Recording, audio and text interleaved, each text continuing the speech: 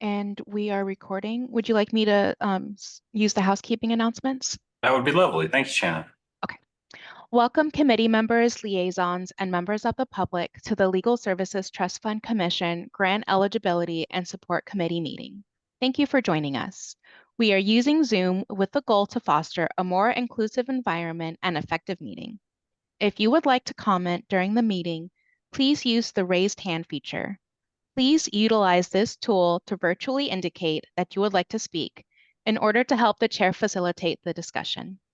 A friendly reminder that this is a video conference, and so please be aware of your surroundings behind you.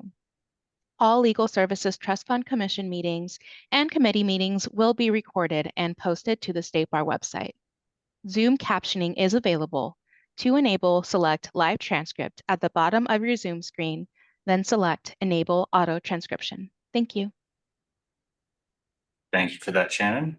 Can we go ahead and take roll? Yes. Eloina Gonzalez. Here. Angie King. Here.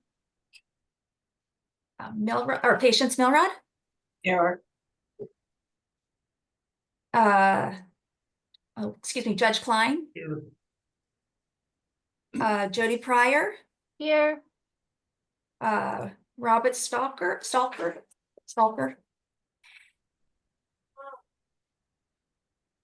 Okay. And Chair Jason Galkin. Here. Thank you. All right. We have quorum. All right. And then, okay, so should I do the advisors and the rest of, hold on, sorry. Yeah. And Justice Rodriguez. Here.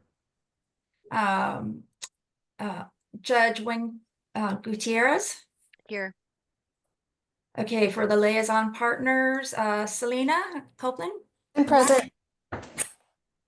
Melanie Schneider from Judicial Council. I'm here. Thank you. And Laura Brown from the Judicial Council. Laura's no longer going to, she's taken a different position, so you can cross her name. Got it. Will do. All right, and then for staff, do we have Duan Nguyen with us? Oh, there you are. Elizabeth Hom? No, okay. I know David Bradley's on here, so Raul Duran. I think you're ready to go, Jason. All right. Well, what we're going to do for public comment is we're going to do public comment at the start. Everyone will be provided up to 3 minutes. I ask that you kindly keep within that time so we can do the 3 minutes and get on, because we've got a pretty lengthy agenda to cover, even missing the chair's report, director's report, committee report, minutes, and consent calendar, because this is our first meeting as a new committee, the Grant Eligibility and Support Committee. If you're here for a different committee, you are in the wrong meeting. That's what we're here for. So without further ado, if we've got folks who would like to make public comment, I think we can start at the top of the list and go by those. I see at least one name. Hi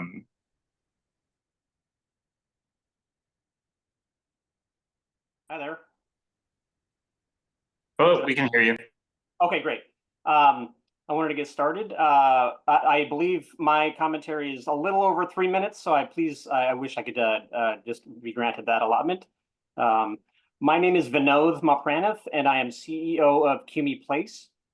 I want to start by saying that we take the comments. You know, there was a report that was issued. I want to start by saying that we take the comments from the visit and report very seriously. I also have to say that we felt completely blindsided and insulted by this report, not by the recommendations, but by the timing and communications with the State Bar leading up to this. Ideally, I would like to respond to each item. However, I know this is not the venue. In summary, we had a great visit with State Bar on November 13th.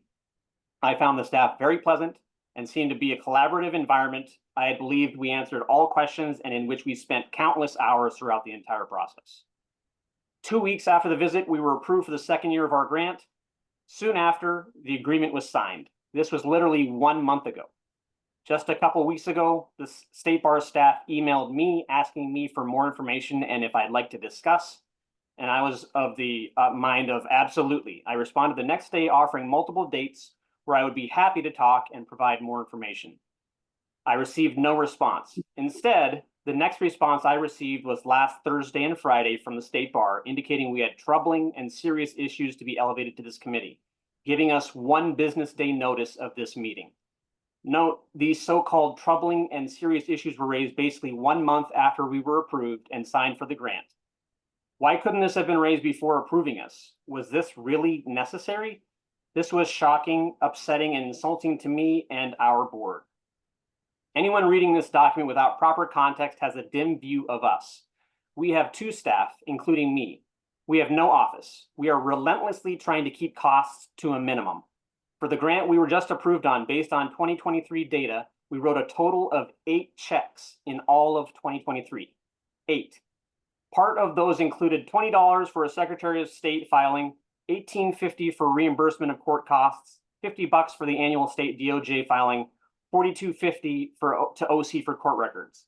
You get the point. 8 checks. We use Excel for financial transactions. Yes, Excel. This has been described as rudimentary and inadequate. But for 8 checks? An independent CPA has also reviewed our financials as required by the bar. We will not be reapplying for the grant this year. Given our size, the time it takes is distracting from our mission to help poor people. Based on the last few days, we don't feel that a small business like ours is supported in this environment. We believe we have met all eligibility for the funds and spent a huge percentage of our time preparing these applications. However, if I can continue. Yeah, you can finish up. However, we would like to return all money that we have received to date until CalBAR can truly verify our eligibility for these 2 years. We don't want even the thought of impropriety on our part. Most importantly, I deserve an opportunity to address each of the items after our org that I built from zero has been described in this manner. If CalBAR is satisfied, they can repay us the money if they determine we are eligible for these 2 years. Perhaps when we have grown in size and infrastructure, we can apply for CalBAR funding. About 30 more seconds. Some of the issues we feel can be clarified with a simple discussion. On other issues, there are many things that CalBAR has stated we can agree with. We are in no way perfect, and we're not asking for a pass because we're small. We are open to improving our fiscal operations, including usage of QuickBooks and adding controls to make sure our financials and processes are in order. We can take up as many recommendations as we can, even though we will not be applying for renewal this year. Thank you. Unfortunately, I'm not able to stay until the end because I have to pick up my kids from school. Thanks very much. Thank you for your comments. Appreciate that. Move on to, I think, Taylor is next.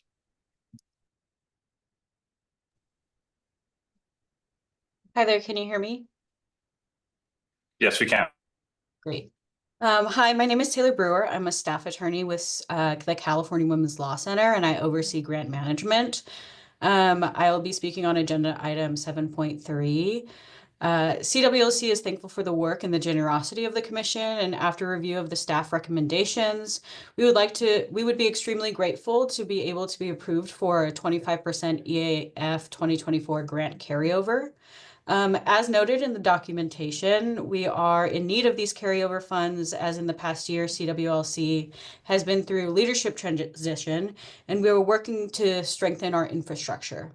As of this date, we have already been hitting our markers for success. We have hired full-time administrative staff to relieve administrative duty from our programmatic staff, and have hired a new legal director who is excited to enhance the quality of our services and meet and even exceed expectations of our programmatic work. During 2025, CWLC expects to use the carryover funds and 2025 EAF grant funds to support a sustainable expansion of our administrative and programmatic team. We are excited by our new growth and the ability to spend the carryover funds and 2025 funds if approved. Thank you for your time and consideration, and I will remain on if there are any questions when the commission hits this part of the agenda. Thank you, Ms. Brewer.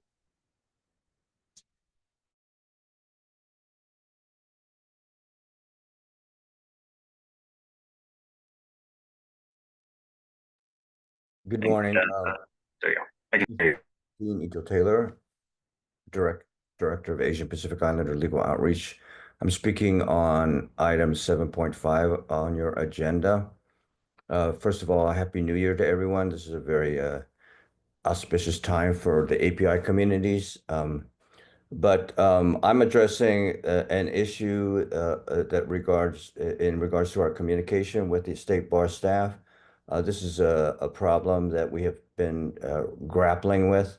We've had 4 staff either turn over or be out for critical health issues.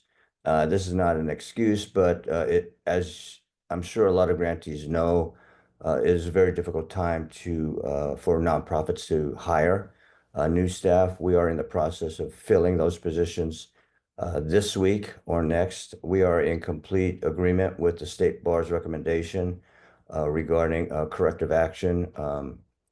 That registration has been completed and a corrective action plan will be also completed this week. So we hope to continue our almost 50 years of partnership with the State Bar. We serve somewhere between 3,000 and 4,000 low-income recent immigrants each year. And we've been doing that for many, many, many years, as you know. Most of our clients are non-English speaking or at least limited English speaking.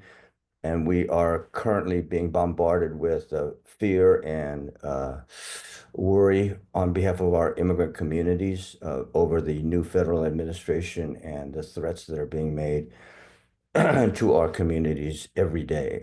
So we hope to continue our partnership with much better communication and collaboration with the State Bar Trust Fund.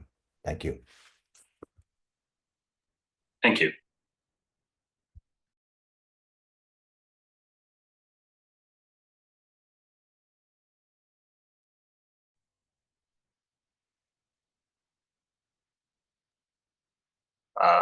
Paul Fries. Hi, welcome everyone. It's good to see some old friends here. I'm speaking on behalf of the first item, I believe was QME, the concerns raised about compliance issues. I've volunteered with QME and actually got a role in helping found QME when I worked at Public Counsel, where I met many of you, leading their homelessness related legal efforts. I felt one of my proudest achievements was to enable law students and young lawyers to have direct contact with the homeless, to humanize their plight, have an understanding of the causes that brought them to the streets, and have a direct role in helping alleviate their suffering. After I retired several years ago, I continued to volunteer with QME, and I'm on the front line once a week taking calls. I can personally attest that the calls we receive are from homeless shelters, homeless youth shelters, facilities for families who are struggling to avoid homelessness. And I know that because I worked directly with those programs for 20 years. I just wanted to convey my concern that was raised by Vinod McPranith that it's a small organization. They are literally on the front line trying to do everything they can to help mobilize supports for people without an administrative system to support us, and doing amazing work with the technology he developed. It's a virtual legal clinic platform that has enabled us to reach clinics across Southern California and have direct contact with the homeless. Anyway, I just want to personally attest to the integrity of the program. And if there are any questions for me, I'm more than happy to try and answer them. I'd love to reconnect with some of you, by the way. It's a joy to see you. Thank you very much. Appreciate it. Can I briefly comment? Sure. Paul, it's Cliff Klein. Pleasure to reconnect I with know, you. we got to golf again. Track me down. I'm at Signature Resolution. We'll set something up. That'd be great. By the way, for those who don't know, Judge Klein was in the forefront of creating a mental health clinic designed to help divert juvenile offenders with mental health issues into treatment programs. It was very innovative, and I always was very proud of the work he did in that regard. Proud to have been able to collaborate with him. Anyway, a joy to reconnect, Judge. Whenever I had problems where we needed some outside counsel, I considered Paul, the public counsel, the the court's lawyer. So I'd refer him cases. All right. Thank you. Great to see you all. Any other questions? If not, I'll bow out. Thank you. Thank you. Mr. Hogan. Hi, my name is Mike Hogan. I'm with the National Center for Youth Law. And I know further down on the agenda, there was something regarding the increase in a amount that we are funded this year, and I just want to make some comments on the budget modification. This mainly was due to the fact that we were using the funding in the past on a case in Alameda County that ended up settling sooner than we had expected.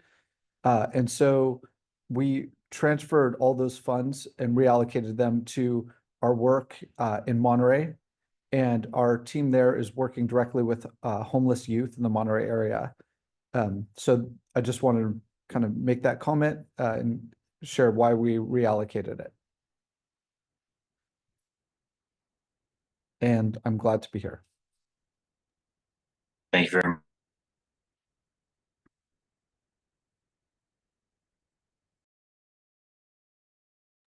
All right, so seeing no other hands for public comment, I think we're good on public comment.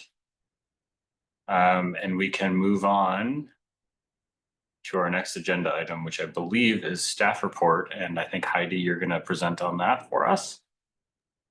Yes, Shannon, can you share the slide deck, please? Yes. Thank you.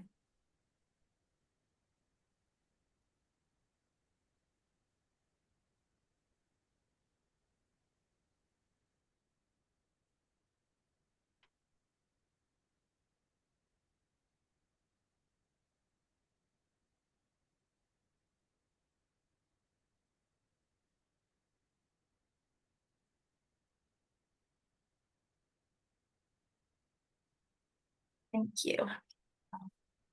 So the first portion of the staff report today is on the summary of our 2024 monitoring visits. Just for a little context, the State Bar does conduct monitoring visits of all of its grantees. This is done on a tri-annual process. And then for new grantees, we do their monitoring visit the first year of their funding.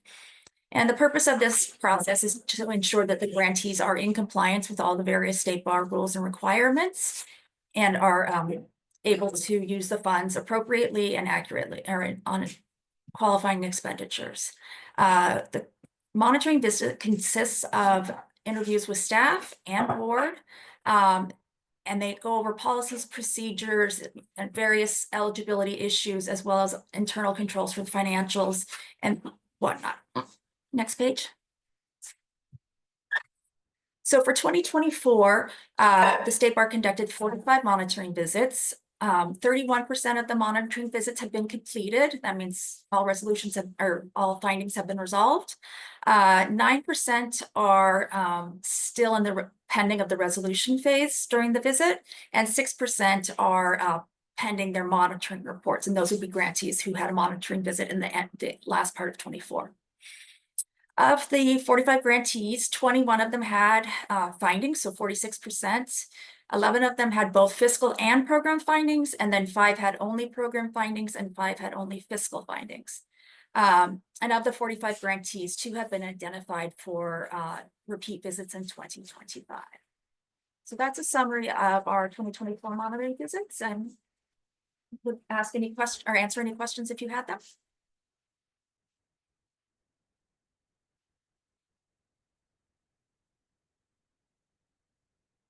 All right, hearing none. Oh, I can move on to 3.2. All right, so this is another type of monitoring the State Bar has done. So the federal government gave us funding for HP3, which is homelessness prevention funds, and the Cal homeowner foreclosure association, funds. So each of those grants, since they're federally funded, they have a different status of oversight requirements. And as a State Bar, we conducted a desk review of each of the grantees to satisfy that oversight requirement. So it was a review of fiscal findings as well as fiscal processes and internal controls, as well as looking at the programmatic requirements as well. The fund for grantees that had findings, they were requested to provide a corrective action plan within 30 days of receiving their desk review report. And then as part of the resolution of their corrective action plans, additional documentation and conversation were had with the grantees. In order to assist resolving these findings, the State Bar hosted a federal grants training on August 28th of 24. And we have provided additional individual one-on-one technical support to most of these grantees. Next slide. So in summary, for HP3, during the years from 2022 through 2024, we have conducted 77 desk reviews. Of those, 40%, or sorry, excuse me, 40 or 52% had findings. And of those, all but 2% are still in, have resolved their findings. So the most common findings were, so for having supporting documentation for staff hour or charges to the grant, and sort of understanding what those support documentation requirements are, and sort of having a proper methodology for spreading grants or funds across multiple grants, and then neglecting to include their grant funds in a single audit. So that's a summary of the HP3 and, oh, sorry, CalHFA, excuse me. We conducted 11 HP3 grants, excuse me, CalHFA desk reviews. 4 of them had findings, so 36%. And so 3 of them are still pending resolution, and that grant is running through June 30th. So we still have a little time to resolve that, whereas the HP3 grant closed at December 31st. All right, and I'll take any questions.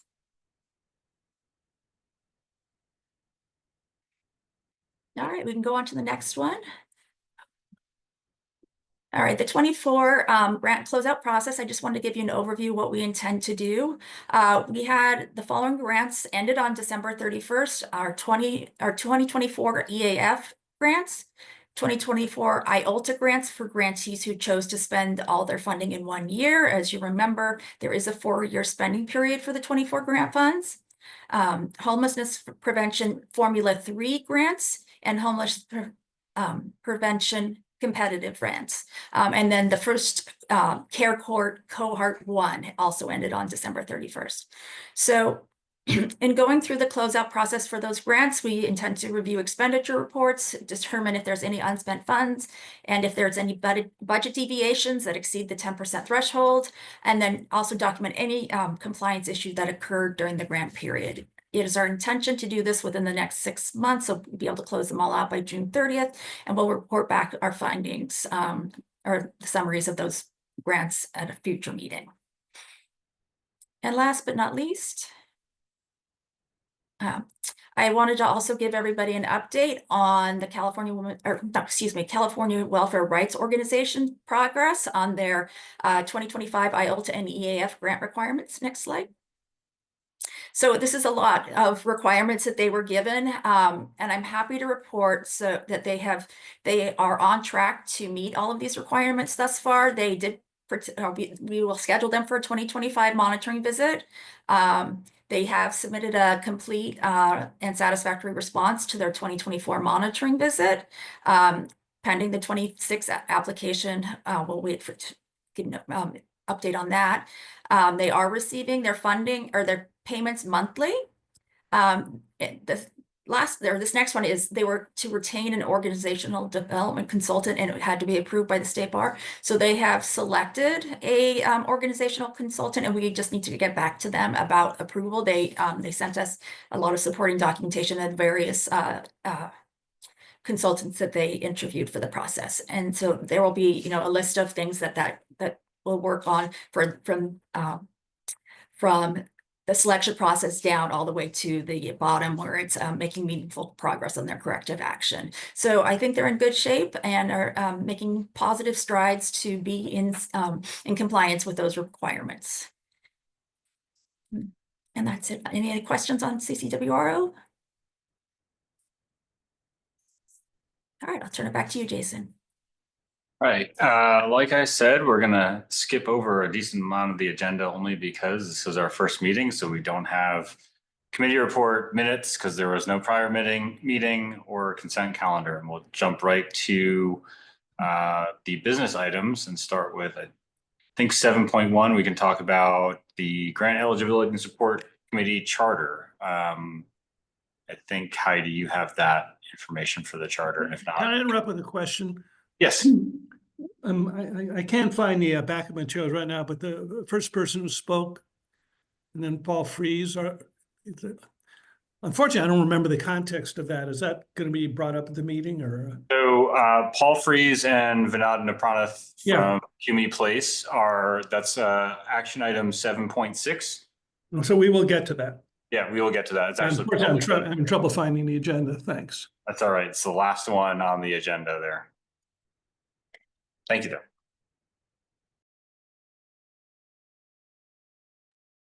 All right, Heidi, I think Okay, you're. Could you share the screen again, Shannon? Yes, one moment. So as part of the reorganization of the Legal Service Trust Fund Commission committees, we have gone ahead and drafted a proposed charter for the committee to consider. And so we wanted to go over that. So each grant committee will have its own charter, and then, or not grant committee, commission committee, excuse me, and then they'll be sent to the full commission to approve.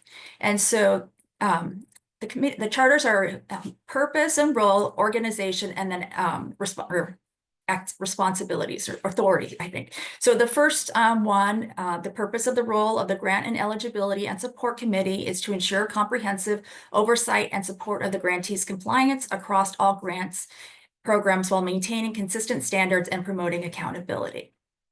Part 2, organization, the membership information, it consists of the Grant Eligibility and Support Committee shall consist of 6 to 8 commissioners and be led by a subcommittee chair, all of whom must be current Legal Service Trust Fund commissioners. The Grant Eligibility and Support Committee chair shall be selected from among the committee members.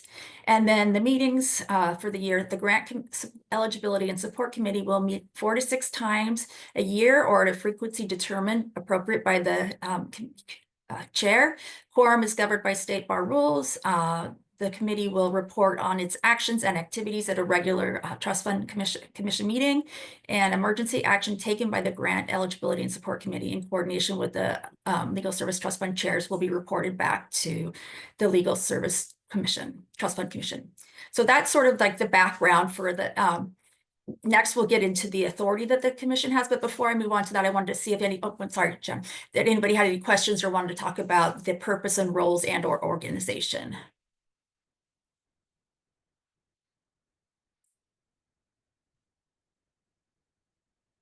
All right, hearing none, go ahead and move forward, Shannon. All right, and this is a little small, but to read, so I do apologize for that. But so the Grant Eligibility and Support Committee, their authority and responsibility that we proposed are as follows: review and assess IOLTA and EAF eligibility for applications, create working groups when necessary to provide more in-depth review of applicant eligibility or grantee compliance issues, review and approve submitted grant budgets, review and approve submitted grant modification and carryover requests that exceed 25% of the grant award, review and approve late submitted or incomplete grant budgets, budget modifications, and carryover requests, review and approve when necessary closeout issues for all grant programs, elevate grantee compliance issues, review and approve serious compliance issues identified through monitoring visits, summaries, and audited financial statements, approve corrective action plans or grant restrictions when necessary, ensure consistent compliance standards across all grant programs, and recommend eligibility and grant amounts for existing grants such as partnership. And so those are the areas of responsibility and authority that we have sort of plotted out based on our prior understanding of the reconfiguration of the committee meetings. So I welcome, I'll open it up to you guys to discuss whether you think this is inclusive or if there's other things you'd like to add or changes, et cetera, and weigh in on this committee charter.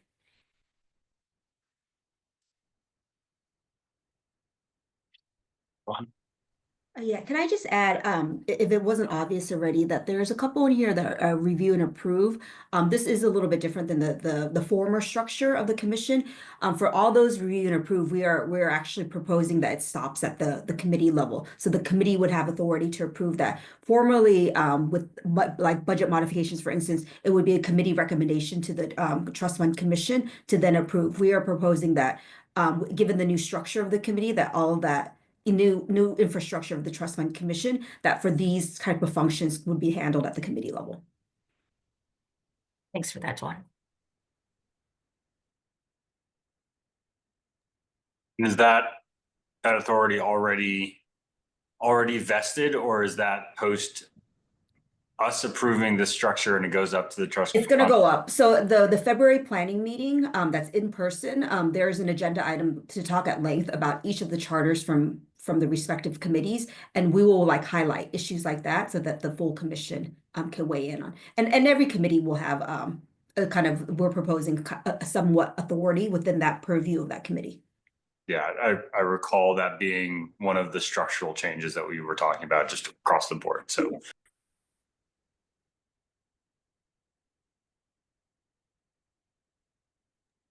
any other questions? Seeing none, I think we're good to move on. Shannon, will you forward the slides, please? So we prepared a resolution, a proposed resolution. It reads, resolves, should the Legal Service Trust Fund Commission grant eligibility and support committee concur, it is resolved that the GES committee recommends approval of the GES committee charter as presented at the January 27th, 2025 meeting. I would, as chair, invite a motion and a second or any amendment to this proposal. So move. I'll second. I have a question, however, that do we need that first piece of the resolution?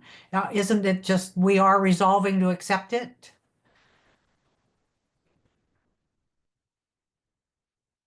I think it's just standard language that the format of resolutions that we're using now. So it's in all of the resolutions. So yeah. Anyway, I'll second it. Okay. Thank you. All right, I can take a roll call. Eloina Gonzalez, Yes. Angie King, Yes. Judge Klein, Yes. Patience Milrod, Yes. Jody Pryor, Yes. Robert Stalker, and Jason Galkin. Yes. Okay, motion passes. Wonderful. Do we have anything else in that agenda item, or are we good on 7.1? Assume we're good. All right, 7.2, this is for grant modifications. Esteban, I believe you are presenting on that. We've had a change at the last minute, so I will go ahead and actually present on this today instead of Esteban. Okay. So these are, yeah. So for the grants that are ending in 2024, we did have a budget request deadline, and it was for the grants who are having spending in IOLTA for only 2024 EAF, and 2024 partnership grants, but the Homelessness Prevention Act grants and the Cali Chaffe, although Cali Chaffe is not ending at the end. So the process is the grantees submit a budget request for approval, and they are allowed to have a 10% material deviation without approval. So for modification requests that are greater than 25%, they need to be approved by the Trust Fund Commission. And maybe if the charter passes, it would be approved by this committee. Modifications between 10 and 25% are approved by State Bar staff.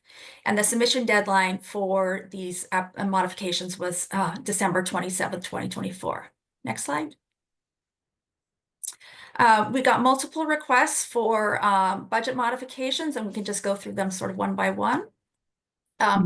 California Indian Legal Services requested a budget modification of their EAF grant.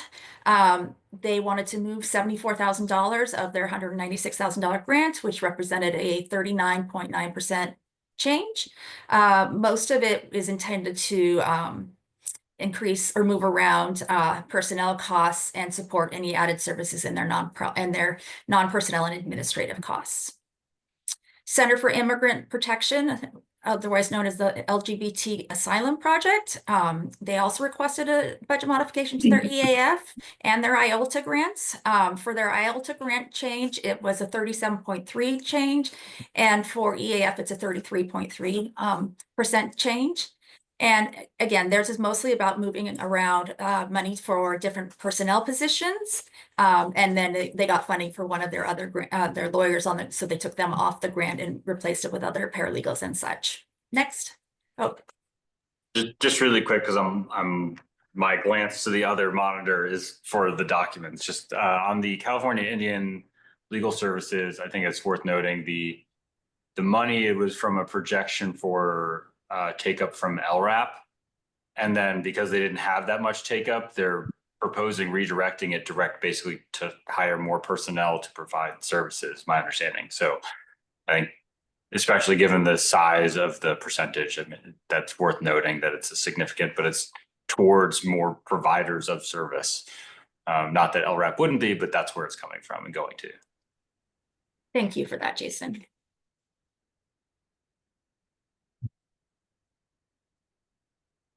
And then Selena has her. Just the additional context on that for those folks who are not aware is that with a lot of changes to the federal public service loan forgiveness and a lot of loans being placed on forbearance, I expect there'll be a little bit of movement in LRAP programs over the next couple of years. But right now, a lot of attorneys had their loans in forbearance because they were on the Biden plan. So I think I saw a couple others with that same thing. And that's the reason why. It's not that the organization was guessing, is that there were federal changes and employees did not need LRAP as they thought they had. Thank you for that additional context, Selena. And so I think we did Center for Immigrant Protection. So next slide. Okay, so Center for Workers' Rights, they are requesting a budget modification for both their EAF and their IOLTA grants. Their percentages for the request are 10.4 for the IOLTA percent, and then 23.2 for the EAF grant. They have submitted this request after the deadline, and so that's part of why it is also here.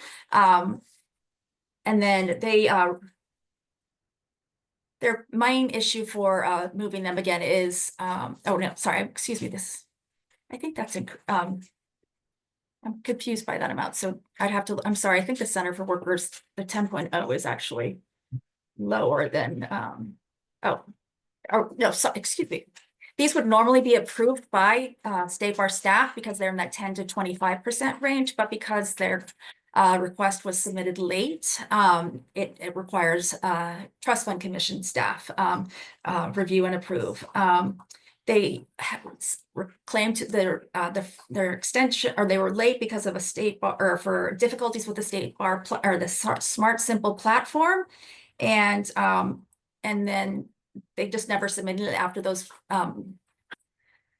corrections were made to Smart Simple. And then on January 24th or 14th, they requested to reopen it and then submit it. So that's the reason why that one is on this list. All right, the Community Legal Aid SoCal, they've requested a budget modification for one of their partnership grant for the Orange County Consumer Debt Series.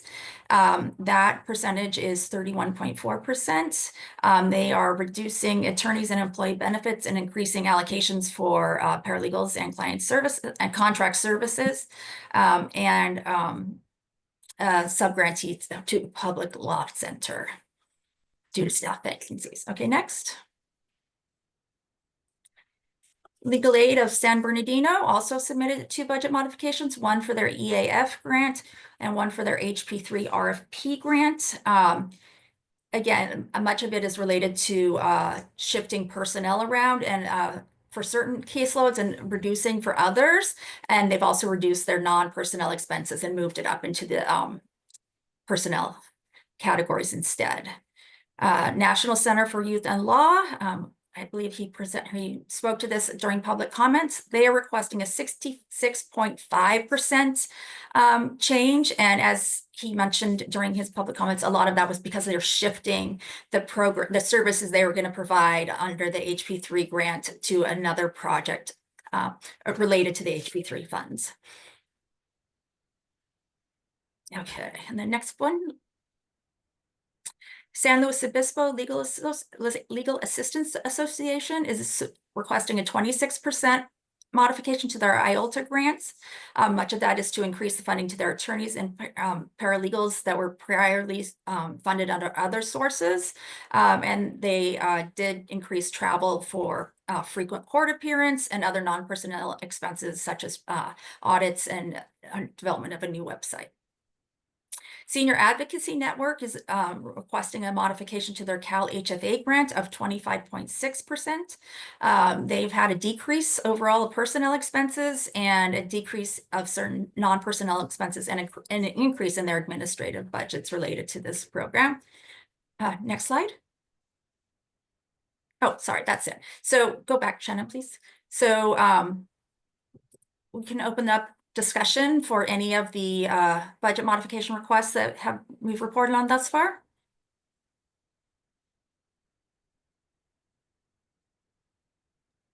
I will say that I appreciate the commentary and context that Mr. Hogan made on the National Center for Youth Law, because that was the only one where the numbers and summary was a little bit like, that's a pretty significant jump, but then the explanation provided a lot of context. So appreciate the public comment if Mike Hogan is still here. Thank you for that.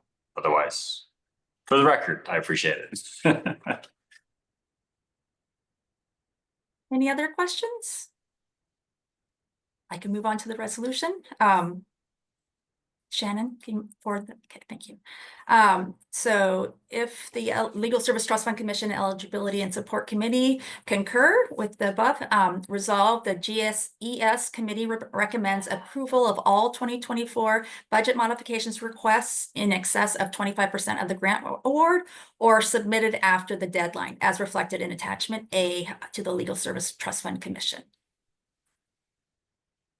I would invite a motion.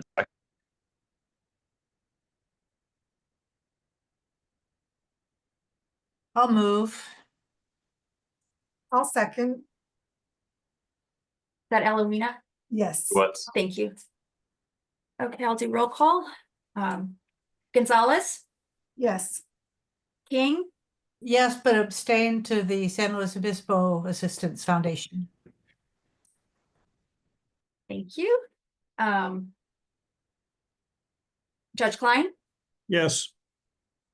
Milrod, Yes. Fryer, Yes. Stalker, and Galkin. Yes. The motion carries. All right. Moving on to 7.3, which is our grant carryovers. Heidi, are you still on Audible or is this one Esteban? No, I'm doing both of them. So Okay. you get me for more. Sorry. Okay. So the carryover request process, there are certain grant funds that allow grantees to request to carry over grant funds beyond the original end date. Those two grant funds currently are EAF and partnership grants. If they are allowed to carry them over, they have the first 6 months of the following grant year. So this would be January through June 2025, that if approved, they could expend those funds during. And so the process is, they request the funds, they have to cover it, sorry. And then anything that's left unspent at the end of that grant term must be returned to the state bar as unspent funds. And then in terms of reviewing and considering these grant funds, we take in a lot of different considerations. Hold on, let me get the list in front. Including the percentage of the grant award that they're seeking to carry over, the reason the carryover is necessary, how the request will impact grantees' planned services, the grantees' plan for spending both the requested funds as well as the additional funds that they may receive in that same grant type for the subsequent year, and the grantees' carryover history. So those are all the things that we've evaluated as part of the review of the submitted requests. And like the budget requests, anything that is over 25% of the grant award must be approved by the Legal Service Trust Fund Commission. All right, next slide. So we received three requests for carryover funds. One from Alliance for Children's Rights for their partnership grant in the amount of 30% of their grant. CC or California Women's Law Association, which Taylor spoke to earlier during public comments. They requested a 51.7% carryover. And lastly, Neighborhood Legal Services, their Pomona Ready for Trial project partnership grant has requested a 33.3% carryover. So in reviewing the grant reviews or processes, we went through the different their histories of the grant requests. So I'll get to this.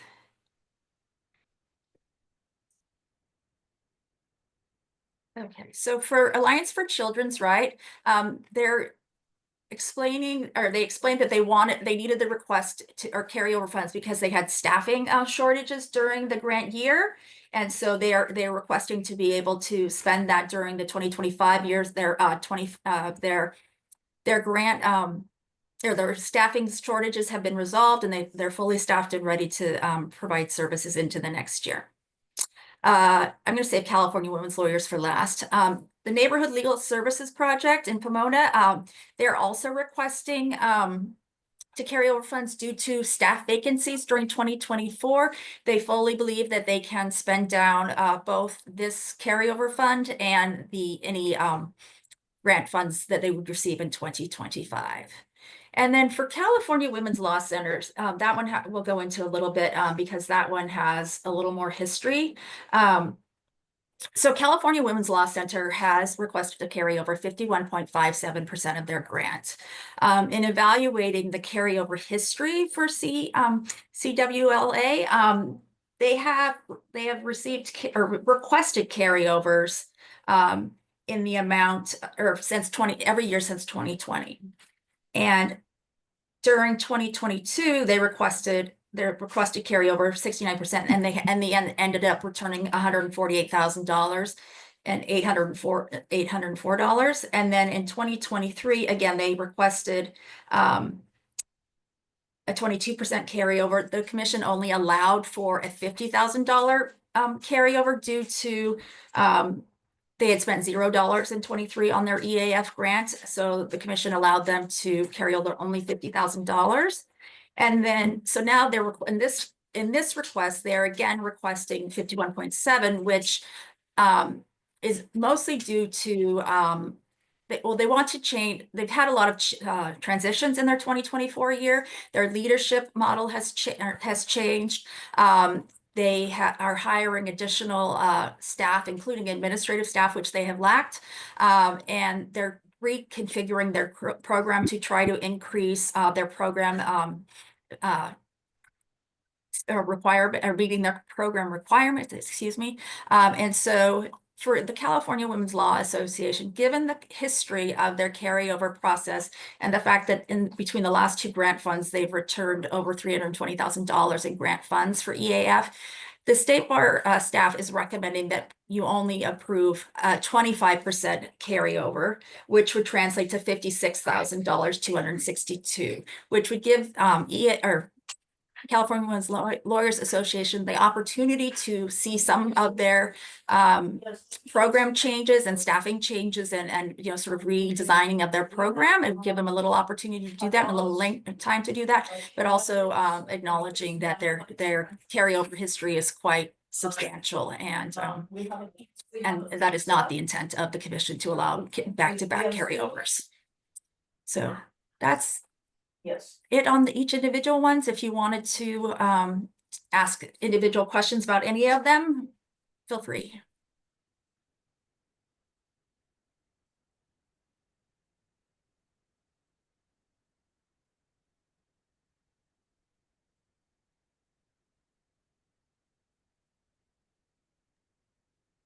Should I move to the resolution? Actually, I have a question.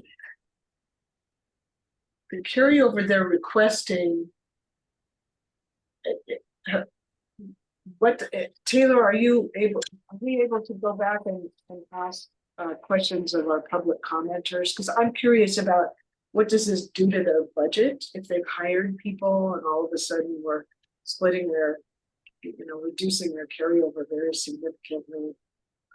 What does that do to them programmatically? Is there, unless our staff knows the answer to that.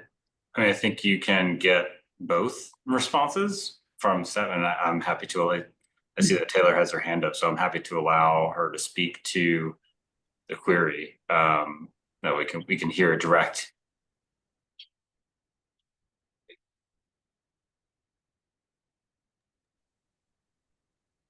Hi there. Did you hear my question? I did, thank you. While we requested the 51% with an anticipation that it may not be approved, so we were kind of conservative in our budgeting in the next year. And at this point, with 25%, which it ends up being about $59,000, I believe, we would anticipate spending that within the first quarter pretty readily. And so if approved for more than 25% or 50%, I do still see us being able to spend the entirety of 2025 and carryover. But we would understand reducing to 25 as we did kind of conservatively budget that with kind of that understanding. And I just wanted to mention, we are California Women's Law Center. I know kind of in separate places it says association. That's what I thought. That's what was throwing me off. So thank you for saying that. I apologize that the slide deck was incorrect.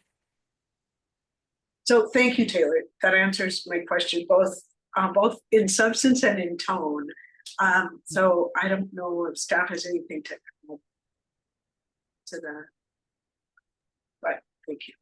I have met with the California Women's Law Center multiple times to go over sort of their struggles and their approaches, as well as their approach to this EAF carryover process. So I have an intimate familiarity with their organization as it relates to their financials and their program services. I believe that the changes that they have made in the leadership transition were appropriate, and I think it will help them to strengthen their program. And so I am far more optimistic about their ability to course correct with this funds than I would have been in the past.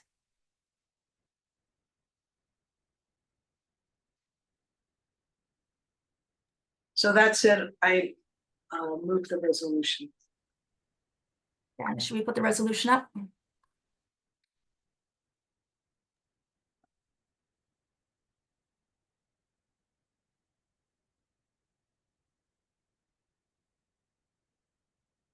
Okay, so the resolution says resolve the GES committee recommend partial approval of the California Women's Law Center carryover request. The GES committee recommends approval of the carryover in the amount of $262,000, which represents 25% of the grant. Sorry, that's not in there.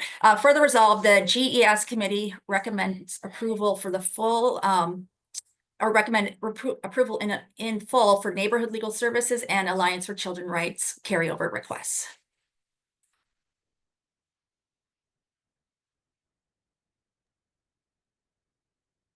So is there a second? I move the resolution. I second. Who was the second? Jody Pryor. Oh, Jody, thank you. Okay, I'll take the vote. Eloina? Yes. Oh, sorry, King? Yes. Klein? Yes. Milrod? Yes. Pryor? Yes. Stalker? And Galkin? Yes. Motion passes.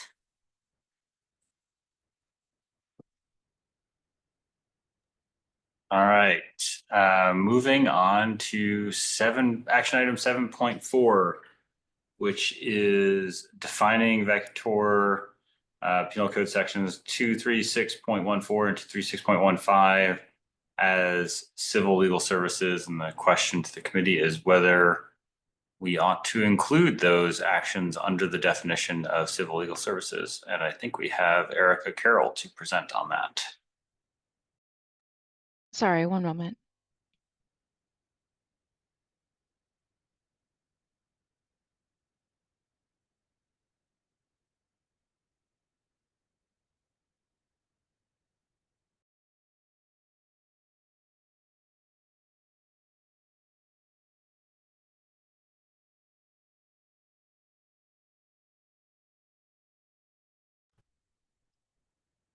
Hi, good afternoon. Thank you for having me to talk about this topic. As Jason said, we'll be talking about whether to define vacatur under Penal Code sections 236.14 and 236.15 as civil legal services. Next slide, please. Thank you. So this question came up, it was an inquiry from a grantee about whether work under these penal code sections would be considered civil legal services under the IOLTA statute and the state bar rules. And just to give you some background, the penal code sections relate to vacatur for an individual who was arrested for or convicted any nonviolent offense committed while they were a victim of human trafficking.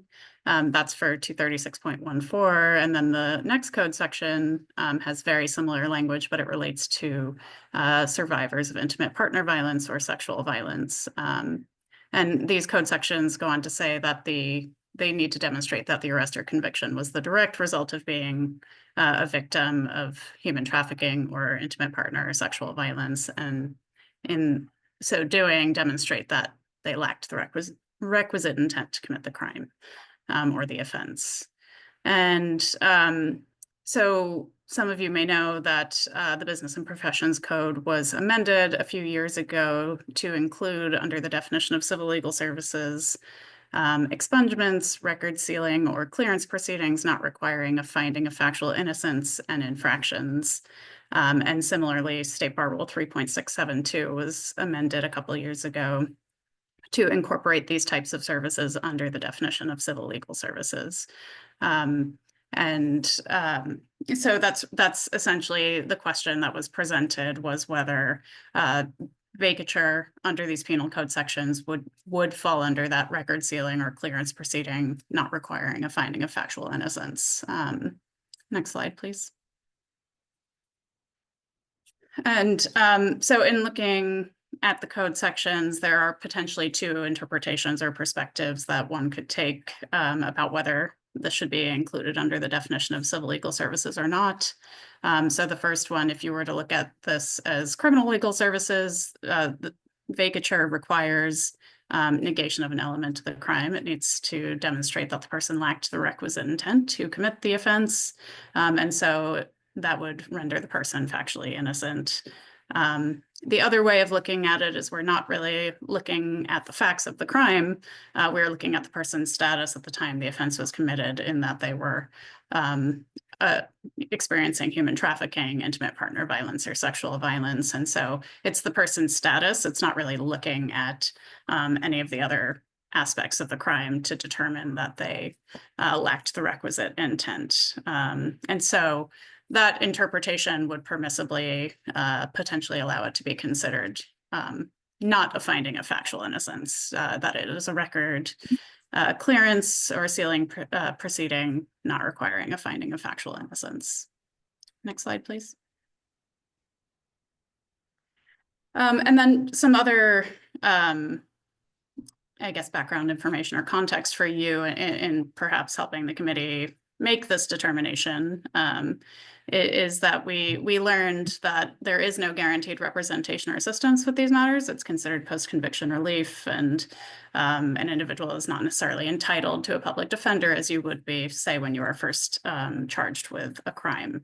And even though some public defenders' offices do have post-conviction relief units, given that there is no entitlement and that these often tend to be smaller offices that don't necessarily have the capacity to serve everybody who would be interested in seeking this form of relief, civil legal services organizations have filled that gap and are available to provide assistance. And some of the benefits of obtaining vacatur would be similar to discussions that we've had previously when we talked about things like expungement and whether that should be included in the statute. You can have collateral consequences or impacts in ability to obtain employment or housing, and you might have collateral consequences in an immigration case if you aren't able to obtain this relief. And so in sort of studying this question, we felt that they are sort of analogous in terms of the purpose and the intent of including something like expungement in the statute, that vacatur under these penal code sections would have a similar effect. And then finally, we did, check in with our Office of General Counsel, and they have opined that viewing services under these penal code sections as civil legal services would be a permissible interpretation of the IOLTA statute and the state bar rules. Just given that it could potentially be interpreted two ways, one way or the other. That is why we're bringing it to the committee. But we do believe and recommend that the committee could find this to be civil legal services. Next slide, please.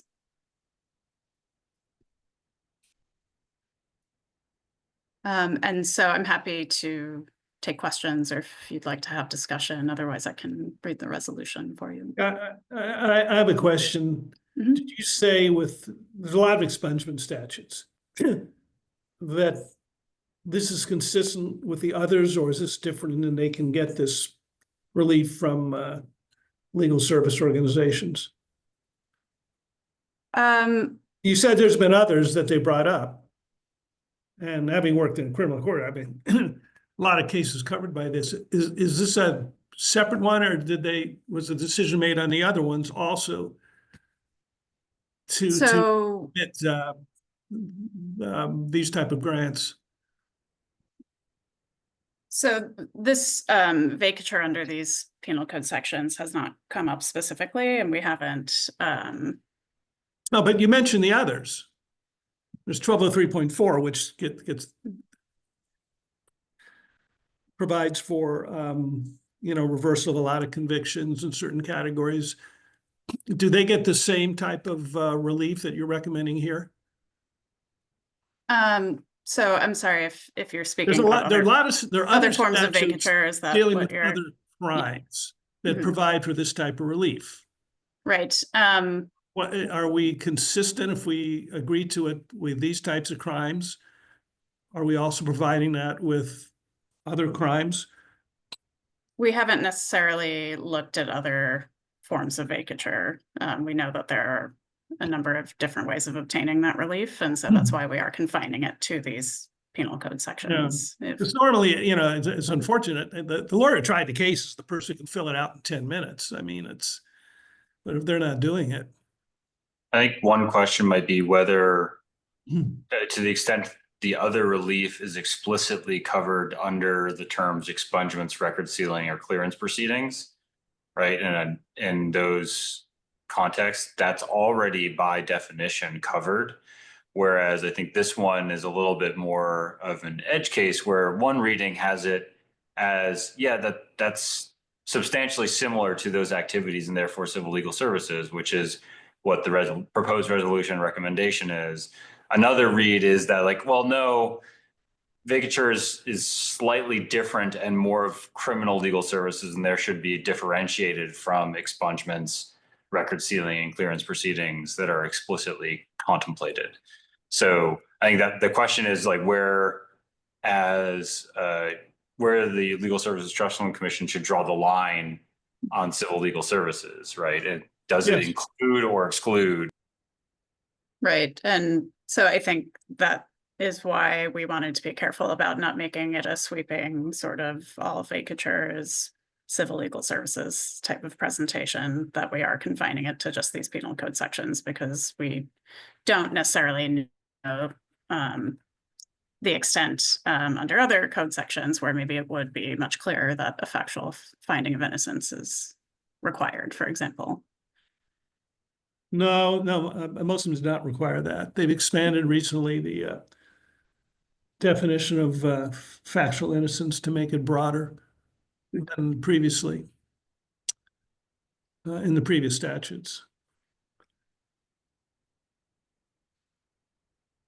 All right. Juliana?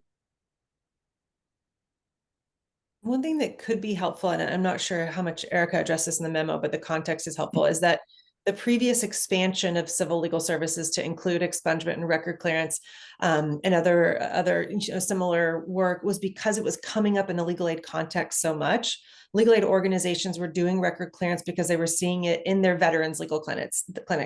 Or they were seeing it in their access to housing work. And so to the extent that this work is coming up in the context of serving their clients, I feel that it definitely fits within the umbrella of why we argued for this expansion.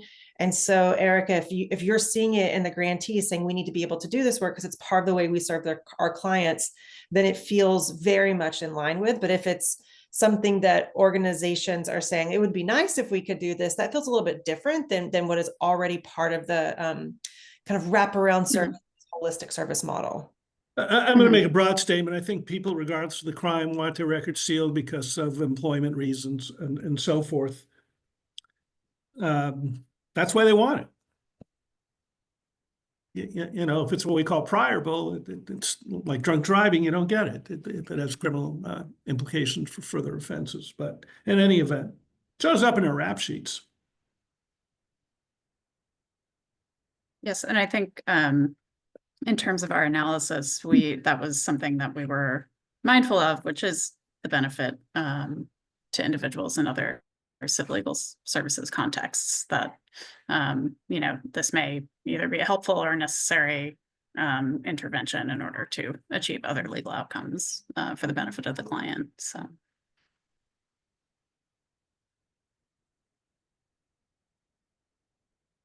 Motion? Are you making one? I will. Okay. To approve the staff's recommendation. All right. Can I get a second? Second. All right. Roll call. Yes. Gonzalez, Yes. King, Yes. Klein, Yes. Milrod, Yes. Pryor, Yes. Stalker, and Galkin. Yes. Motion carries. Wonderful. Chugging right along to action item 7.5. As action item on follow-up to Legal Service Trust Fund Committee meeting with Asian Pacific Islander Legal Outreach Leadership. I think this is Michael.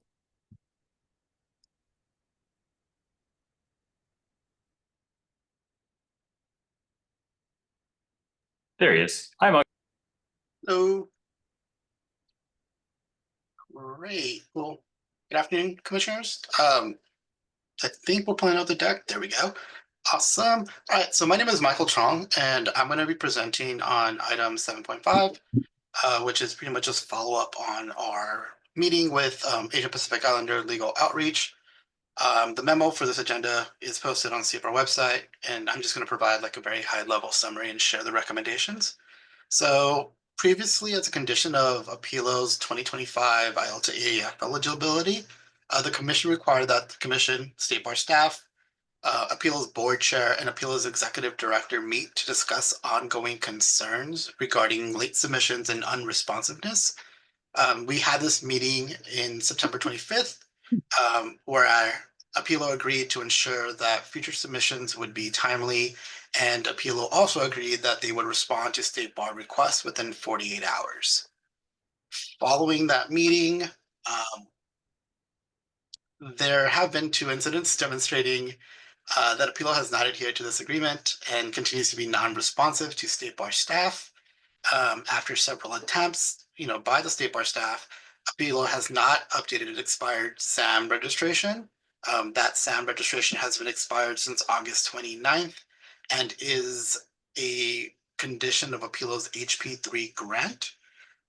Additionally, State Bar staff has attempted several times to receive signatures regarding their 2025 EAF grant agreements over the course of 4 weeks, not once did Appealo respond to those requests. So therefore, we are recommending that the commission require Appealo to renew its SAM registration and submit a written corrective action plan outlining the organization's obligations for timely communication and its intention to meet all grant deadlines. And I can take any questions.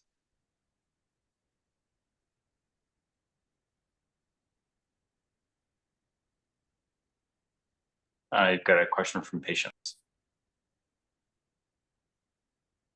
Two things. One is I would find it super helpful to have a written response from the grantee to this kind of in this kind of situation. And I think the QME place situation also, it would be, I know that cramps everybody up on the timeline. And who knows if Appealo would have responded, right, given their priors. But so that's one thing. I would really like to have a response when there are when there's this kind of apparent habitual disregard of requirements and requests and attempts to contact from the committee staff. So that's one thing, commission staff. That's one thing. The other thing is, why in the world do we think that giving them another few weeks to get SAM.gov in order and to provide a credit one? Is there some reason to think that the situation is different now so that there will be responsiveness? Why are we giving them this extra time? It seems like there's been wrong. The report didn't really explain that to me, so I appreciate it if you could expound. Sure. So kind of take a stab at this. So we previously had issues. We brought it to the commission previously. They asked us to have this meeting, which we did, and now we're at this point. So we really are coming to the commission for recommendations. We're starting off with, hoping that they have like a written action plan before we take it to the next step. But again, it would be up to the commission to decide on how it would want to proceed. I can help supplement that. Patients, we're trying to be generous is the honest truth by giving them an additional 2 weeks. They are a program, I'm just going to be very direct about it, have had issues with lateness for years now. These recent incidents aren't isolated, but we were trying to be generous and hoping that the escalation to a public committee meeting would get them to be more responsive. So all this is escalation, right? We just want them to be more responsive and to turn in things on time. They provide really great services to the community. And as you heard from the public comments, it's a program that is right now very much needed. We just want them to be in compliance. I mean, that's the end of the day. We're just trying to slowly escalate. And so that's why the generosity of 2 weeks.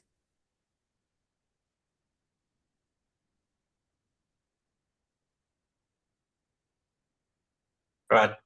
Skink.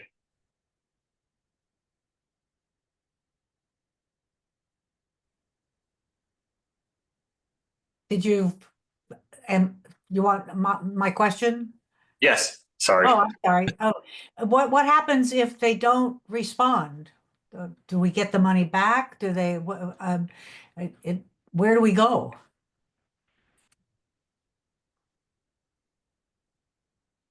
Heidi, do you want to take a stab at it?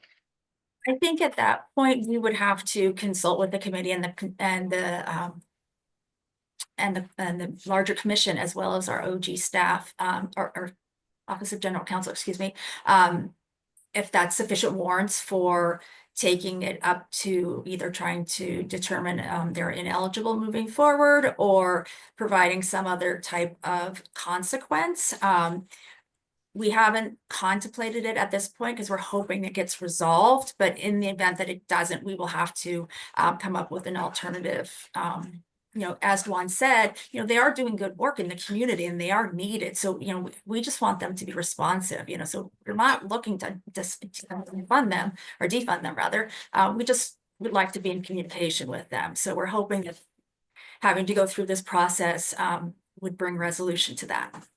And we don't think yet, if they haven't, we would probably try to see what's the next escalation point. I don't believe the next escalation point would be a recommendation of finding them ineligible. We will try to figure out something else in between. I don't think they're there. They're not this program is not there compared to other programs that have more serious compliance issues.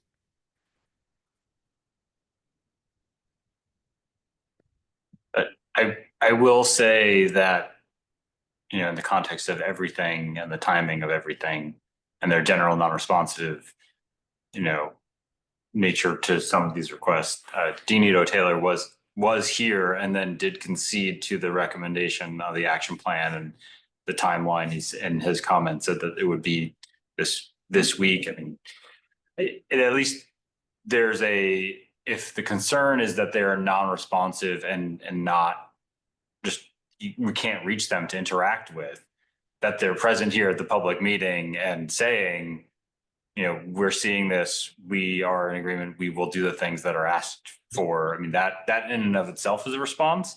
So, hopefully it's, to the comments made, hopefully it's getting enough attention that like, okay, they're going to step up. I mean, I think it takes something to show up and make the comment and say that we're going to do those things in a public meeting.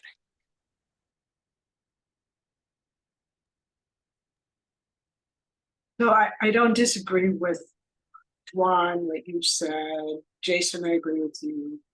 I think this, unless I would be interested to know from staff, what do you see as the next step if February 14th comes and goes and there's neither a compliance plan or a SAM.gov registration? What seems like the appropriate thing? I'm not interested in defunding people. I really understand a lot of times when you're actually doing the damn work and you've got someone in your going, you have to put your job, that's really, it's like crazy. I really get that. So the idea is not to make life miserable for people who are serving clients. That's obviously not the idea. It's just what next, and one question we might ask ourselves. I mean, SAM.gov, that's non-negotiable, but I wonder, like, what do we really have to have from them, and how burdensome does it need to be for them? Because maybe that's good. But I'd love to hear from staff, like what does happen next besides thinking about it? I mean, I haven't checked with Heidi, but some of the things that could happen is we can move them to monthly payment. We could require their board to meet with us on a quarterly or bi-monthly basis. So there's lots of in-betweens there. And like, depending on whether they even submit a corrective report, if it's like lacking in details, those are measures that we can give you all options, but it will probably come back to this committee, or if the commission meeting happens first and it's serious, then we'll bring it to the commission, but most likely back to this committee with some options and a recommendation. But those could be the types of things. I would, when it comes time to act on the resolution, I'd like to add a third bullet point, the third part of the resolution, and that is that staff bring this back to us when your own efforts, you've exhausted your efforts, when you've met with the board, when you've moved it to monthly payments, whatever. Because what I'm hearing is staff is persuaded, and like, this situation. I mean, you've actually worked with these folks, so I am taking your word for it, and I'm comfortable with that. Staff has concluded that really these folks are acting in good faith. They're doing good work. They're not going to Tahiti with the money. It's really, they're legit. And so I don't need to see it again until you are pulling out your hair. Like, we just can't make any progress. Well, we don't have authority to move it to monthly payment. That's one of the, with the rules committee changes, but we, if you want to provide a motion for the authority for us to take other steps, without it rolling back to the committee, that's certainly something we can add in now or at the next, hopefully won't need it and they'll just be in compliance. We'll have a good report for you next. But we could choose to do it today or the next time it comes around, we can have a motion ready that, you know, that will allow the staff authority to escalate it without it being like moving it to like a monthly payment or if it's a recommendation of no funding, then it obviously needs to go back to this committee, but anything kind of in between there. If it's possible to do it today, let's do it today. And that way the grantee also knows that this is, you know, that this is going to be rolling forward. Mm-hmm. Another option that has helped is sometimes when the chair of a particular committee meets with the executive staff of their committee, that provides an extra escalation point. Like say if Jason was willing to meet perhaps with their board chair. We have tried that. I do have to note, and Mikey said that, but maybe the second time going around could help. I mean, I'm happy to serve in whatever capacity I can to help, but I think, you know, to Patient's point, to her point, I mean, I think there's some degree here, given how things have gone. I'd like to know either way, like some affirmative report as to like, yes, confirmation they did follow through, and so we'll close the loop on that, or no, they did not. I mean, I would want some follow-up. If we're going to approve an extension as part of our committee's work, it would be good to know that like, hey, you approved that extension and also, you know, it wasn't taken for granted and they did follow through on honoring that extension and doing the work. I mean, that would be good to know for the future for our committee members and staff to like have that formalized that someone did follow through, as opposed to the reporting only coming up when someone has the extension or gets the approval, and then we don't hear that it was actually successful until like, oh wait, later on, this is another extension and they're again on the list, as it were. I would like to hear good things, I guess, not just, you know, challenges. Yeah. And that is part of the intent of this. That's why we had the presentation earlier on CCWRO, because they are meeting the steps. So I do envision getting the follow-up and response back to compliance issues that we recommend. But Heidi, perhaps in response to Patience and Jason, when you go to the slide with the resolution, you might want to add one more to grant staff authority.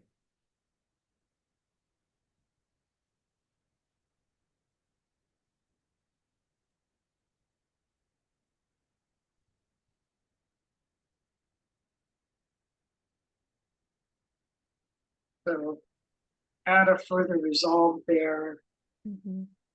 Oh, sorry. I'm trying to correct it, but it wasn't working because Shannon had it in this slide view.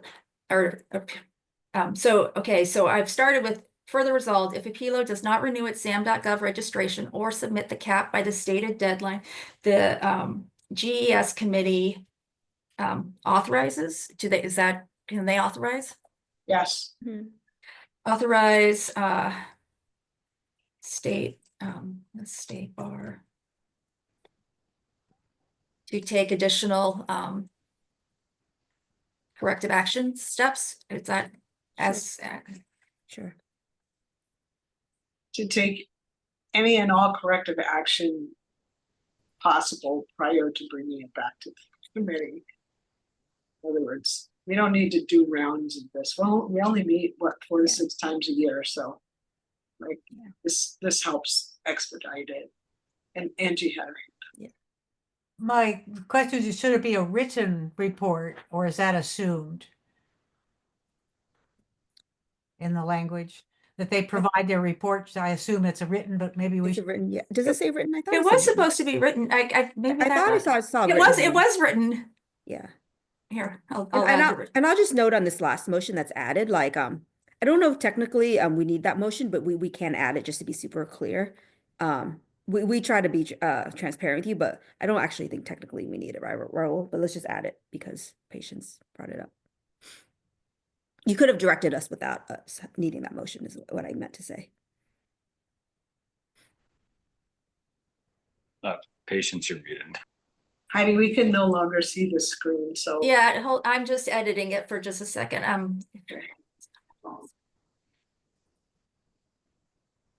Yeah, if you take it out of presenter mode, Heidi, and if you wanted to live edit it, it's up to you, or do it now and then share screen. Okay. Shanna, can you put it back up in live mode and I can try and do it from behind the scenes? I'm sorry, Heidi. I don't think I only have the read-only version, so I don't think that will work. Oh, really? Yeah. Oh, okay, let me share mine.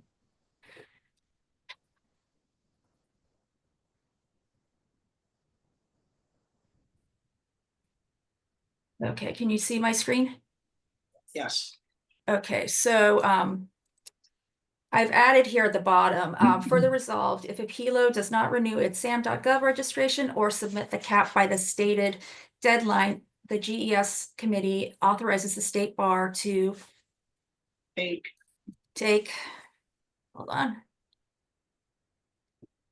Take any and all corrective action that it is authorized to. I think you need to clarify who the it is referring to. Okay, so it's, is the intent that the it is referring to the authority of the Grant Eligibility and Support Committee? well, this is saying that staff will take these actions, because what my concern is saying any and all corrective action taken by the staff, we can only take action to a certain point. So that would have to, so I was just trying to sort of couch that or qualify that. Hence the call for clarification, because the question is whether the intent of the suggestion is that the GES committee is delegating to state bar staff its authority to act, or is it that we're asking the state bar to do whatever is in its authority prior to coming up to GES? Yeah. So it should say state bar staff. So nobody thinks this has to go to the state bar, staff. Take any and all corrective action, short of action required by the Legal Services Trust Commission. That can only be taken or something. So to clarify, Patience, are we or are we not intending to delegate the GES committee's authority to act? Because there, as we talked about at the beginning of the charter, there are some things that we have authority post charter approval, or we likely will have authority for post charter approval that function at the GES committee level. Are we giving that authority to staff, or is it just whatever staff has? It's not. This is why I say this motion is not actually necessary, but it's just to be abundantly clear. This is, it's in line with the status quo, to tell you the truth. Okay. So that the charter says that our authority and responsibility as a subcommittee is to approve corrective actions or restrictions when necessary. So what exactly that remit isn't entirely clear. But what I'd like to get at is I'd like to avoid multiple rounds of this where the staff tries something, they come back to us and say, well, we tried this, it didn't work. And then we say, well, and then the staff says, well, we really don't want to defund them. So do everything that you as staff can do. And then we as a committee have whatever our responsibilities are. And I remember that we had conversation about this when we talked about restructuring the committees. So I remember there were certain things that were reserved to either the body as a whole or the body as a whole delegated to a committee.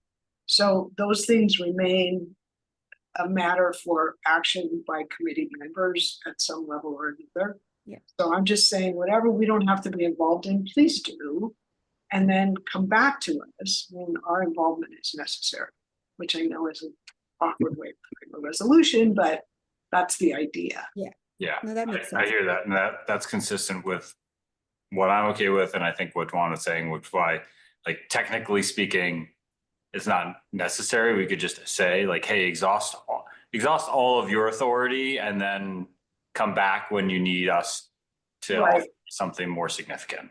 That, something, yeah, like that. And really, a part of the thing is it's a message to a PLO that we don't want to plague you, but we also need you to do certain things. And the staff has to come back to us. It's not going to be a good outcome for you. So don't make that happen. It sounds like they're motivated, and it sounds like you guys have good relationship with them. And so I'm not expecting to ever see this again. But if I do,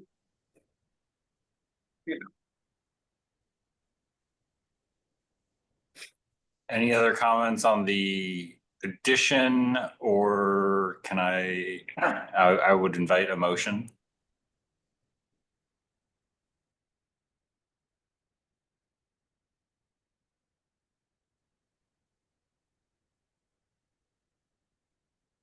oh, for goodness sake, move the resolution. Really, I'll Sorry. second. Thank you both. Roll call. Is that Angie who seconded? Patience moved and Angie second. Yeah. Thank you. Thank you for accommodating, because rules of order say that as chair, I'm not supposed to do it until I invite. Okay, I'll do roll call. Gonzalez, Yes. King, Yes. Klein, Yes. Milrod, Yes. Pryor, Yes. Stalker, and Galkin. Yes, thank Galkin, you. sorry. It's Galkin. You had it right the second. I knew it came out wrong. Motion passes. Awesome. Well, it's not 2 yet. It's only 1:30. I think we can just charge ahead and knock out 7.6, which is the Queue Me Place action item. I think that's the last one. So that's an action on monitoring visit. We had some public comment earlier this afternoon from CEO of Vacatur Product and Paul Fries. So who's presenting on that? I think I have a note. Heidi? Yes. Go for it. Thank you.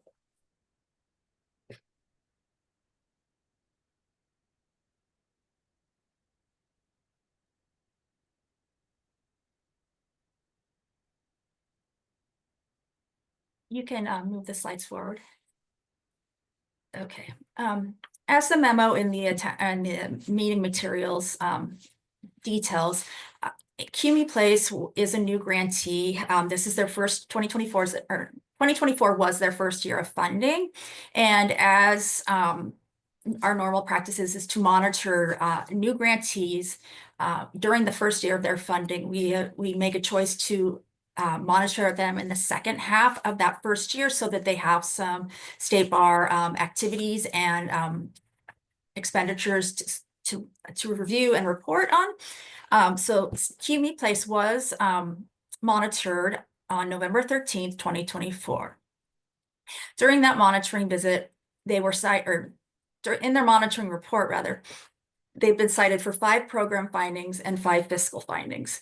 The primary areas of concern for the findings that were addressed are under the program side. It was not clear that they had the client indigency standards as part of, or taking their recording their indigency status and also performing the eligibility requests for those grants. So they didn't have that documented, or nor was it saved in their the materials that we looked at.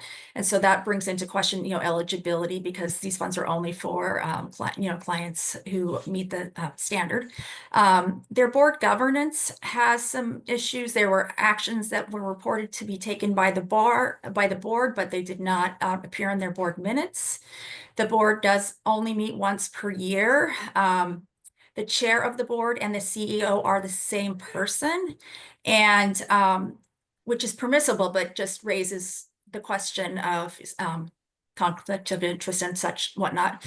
And then a general lack of documentation as it relates to the program, things such as, different retainer agreements or different, I don't remember the certain, certain demonstrates or documentation that demonstrates their policies, procedures, and around certain areas of their offerings. On the fiscal side, they are very simplistic. They have, as the caller said in the public comments, they don't have an accounting system, nor do they have an accountant or someone who understands accounting on staff or on contract to help them with day-to-day contracting. There is some concerns around their internal controls and their segregations of duties.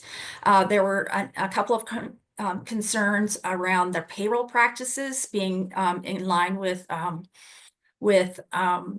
the legal requirements. For example, they only pay their executive director, their 2 staff members once a year. And then they have contract employees or attorneys that they do not have written contract agreements with, and it's a little unclear what the difference is between the work the staff performs and the work that the contract attorneys perform. So there was some uncertainty about whether or not they're applying the contract attorney term appropriately and staff appropriately, and they needed some clarification on that. So those are the main issues that are sort of at issue with CUNY Place. And given the fact that the monitoring visit happened, later in the year, the eligibility and application process happens earlier in the year and does not contemplate the eligibility or the compliance with the rules that we check at monitoring visits, although there's movement to change that in the rules committee. So there isn't any standard at the front door that says if you don't have these issues or things in place that then you're not eligible. This is not a question of eligibility. It's a question of compliance with the various requirements. And so I think I'll leave it there and open it up to questions. Yeah, I'll start. The second speaker, Paul Freeze, who I guess is closely affiliated with this program, he carries a lot of credibility with me. And I hate to lose a program that he's involved in. I don't know how to put it much more strongly than that. I did work with him closely when I was a judge for a couple of years on the mental health committee. What I couldn't tell from the director's comments is whether their main concern is just not losing the money they got in the past, or they're still interested in getting grant funds in 2025. And if so, can they work with the requirements being, a mom and pop organization? And I'll just add to that. So the way the monitoring process works is we issue a monitoring report. The grantee then has 60 days to respond to the findings in that report. And then staff goes through and determines whether or not their response is appropriate and resolves the finding. And there are several findings in here. They're probably very easily resolved. And so then what we're recommending is that they do that process in addition, creating a corrective action plan that would be submitted by June 30th of 2025 to give them a little, they do their corrective action plan as part of that monitoring response. And then by June 30th, they would have had to have sort of taken action to implement the corrective action plan. And then in addition, for 2026, if they do choose to apply, then they would have to go through an eligibility and review committee meeting. So those are the recommendations for Justice Rodriguez. Yeah, I mean, I understood the directors to say something different. I understood the director to pretty clearly say that they would not be applying going forward, that they would be returning the money that they had so that staff could ensure and confirm that there are no improprieties. I'm glad that somebody is validating the importance of the program that Judge Klein has a connection with. I'm pretty concerned with a lot of the things that are in this report, but I have a slightly different read, at least of the director's view of the process. What I understood the director to say is that they only got the report raising these improprieties or concerns, at least, days ago, and only got a day's worth of notice of this meeting. So I didn't hear him say, I got the 60 days of notice of this report and I had a chance to respond to these allegations. So for me, the concern is not about the merits of the substantive concerns. I think that they are very concerning about only having the board meet once a year, about concerns about kind of almost wage and hour types of concerns. But I did want to make sure that we were following the process so that they had enough notice of what our concerns were, had the ability to respond all within a sufficient amount of time before our meeting. I want Right, to say so, one correction is important and with our conflict of interest rules. I do not have any affiliation with this program. I worked with Paul Freeze 10 years ago. And he was a public counsel at the time. okay, to speak to that comment, Justice Rodriguez, part of the issue was really about unfortunate timing for this particular when the monitoring visit happened, when the monitoring report went out, and when this meeting was scheduled, because of the concerns were so severe, we expedited bringing it to this commission meeting, because if we waited till the next one, the next meeting is after, is right in the middle of application season. They won't have, the commission wouldn't weigh in on it as the same way, as we're also worried about just the current year as, if they are in compliance with 2025. So we felt the issues were severe enough to bring it to this meeting. And unfortunately, that really consolidated the time that they had to respond. And I understand that them being upset about, I would be too. It is our process to kind of inform the ED at the end of the at the end of the monitoring visit what concerns and findings we anticipate, so they shouldn't be blindsided. I hope that the staff that monitored them did do that, but perhaps not to the level that they understood. So that's why it's so crunched, is just because of the severity of the issues, the 24 being over, 25 just starting, and then 26 applications right around the corner. So it was an intention to sort of fast track it so that we make sure that we were the funds are being spent as they should, and that the organization has the ability to comply with the grant agreements and other requirements. Judge Wynn Gutierrez? Yes, can you hear me? Yes.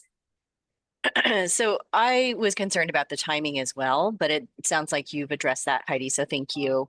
And then I did also hear Vinod Mapranath say that he was not interested in reapplying, which is very disappointing to me, because I think that this model is very unique, right? They only have 2 staff, they don't have any office. It's it's kind of a remote kind of legal services model. I find it curious. I think it's very workable in today's society. I'm wondering if there's any ability to try to rebuild the communication with this particular grantee. And I don't feel like this is black or white. I feel like when we have a report, it's like, okay, here's what we're identifying. Let's work towards resolving the identified problem areas so that we can fix them and not have them occur in a future grant year. So I don't know if staff want to make some recommendation about what we can do going forward. Yeah, and just to be clear, we are not, our intention isn't to defund them if they can comply with the grant agreements. If they choose to make a different decision about applying or relinquishing funds, that isn't what our intention is. Our intention is to work with them to get them to a place where they are compliant. There is a lot of work that needs to be done because there's very little infrastructure. And so that is concerning when you're giving away public dollar funds and the infrastructure is as weak as it is, if you will. So you know, just like we've done with other grantees, we're happy to sort of work with them to provide technical assistance and guidance about many of these things could be resolved, you know, with the purchase of, you know, QuickBooks, you know, and there's a nonprofit discount, you can get it very cheap, you know, so I mean, that would, you know, step one. So a lot of these are very easily remedied, but for, you know, some of the others, you know, it might take a little more effort. Jason? So, my concern is fairly narrow about how we're responding to this. In that, I think if we're going to be having this kind of, you know, more significant response, then it needs to be focused on the provisions that are shall as opposed to should, right? Like, when we say, well, the chair of the board and the CEO are the same person, and while that's technically not against the rules, like maybe not recommended because of conflicts or whatever, I think if they choose to do that and it's a should, then I don't think it's appropriate for us to kind of, we'll call it, for lack of a better term that's coming to mind right now, I don't think we should be bringing them to task over that. And the same thing would probably be true of like frequency of board meetings. I do think that by contrast, whether board action is documented or not, or whether we have a method to verify or validate client indigency status, which are probably shall things, those are the kind of things where I think we need to be a little bit more meticulous on, and probably also on the accounting system. Like, you know, and to their CEO's point, like I can appreciate that given their size and the number of checks they're cutting, you know, and how frequent their money's coming, like maybe Excel does seem like, you know, in common use, like sufficient. But if our requirements are like, you really need to be using QuickBooks, and I appreciate that it seems overkill given your circumstance, but that's kind of the expectation. I feel like that can be satisfied here and with a discussion. And I would hate to, you know, to Judge Wayne Gutierrez's point, like I would hate to lose a vendor providing, you know, a unique service, a qualified service, because, you know, it seems like we're cracking down a lot when it's really like, okay, yeah, like QuickBooks or something similar is probably what is required here. And while I appreciate that Excel seems, you know, straightforward from a end user standpoint, given what you're like, how many checks you're writing, like we need to elevate the level of your accounting protocol and how you're doing this. And same thing probably true with, you know, you need to have some kind of written contract with your contract attorneys if they're going to be like if they're going to be like described as contract attorneys.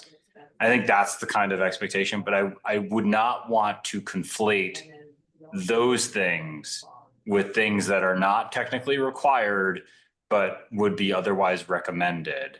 And while we might be able to highlight that in some of like, you know, you might want to consider this, that, or the other thing, because they would provide better things, like a better quality of service or better separation of duties. But I think we need to be very clear about, given how many things are serious, that these are shall things, right? And it doesn't have to be QuickBooks. We're not ordering you to get QuickBooks, but you need something that's not Excel, right? Like you need something that's a little bit more significant, and being careful to not conflate that with like, okay, you need someone who's not the chair of the board to be your CEO, when there's only two of them, like that the CEO is doing day-to-day stuff and the chair, it's like, there's only a couple of people, right? And a lot of it's contract work. So I can appreciate that asking for that seems like, you know what, just take care of it. And I see that Mr. Mapranath has returned and has raised his hand, but I might invite a follow-up comment from him because he's returned back. But I've got Patience and then Angie. And can I respond to your shalls and shoulds, just so we're clear? And I didn't make this clear in the presentation, so I apologize for that. When we do our monitoring reports, we have a finding, and then we have either a requirement or a recommendation. So for the ones you're talking about, Jason, those went down as recommendations. The issue that is most concerning for me in terms of the dual positions and whatnot is the segregation of duties, the oversight, you know, you know, having internal control so that multiple people are looking at different things. And when you're that small and one person is doing all of those things, there's no check and balance for that action, especially if the board doesn't meet at all, right?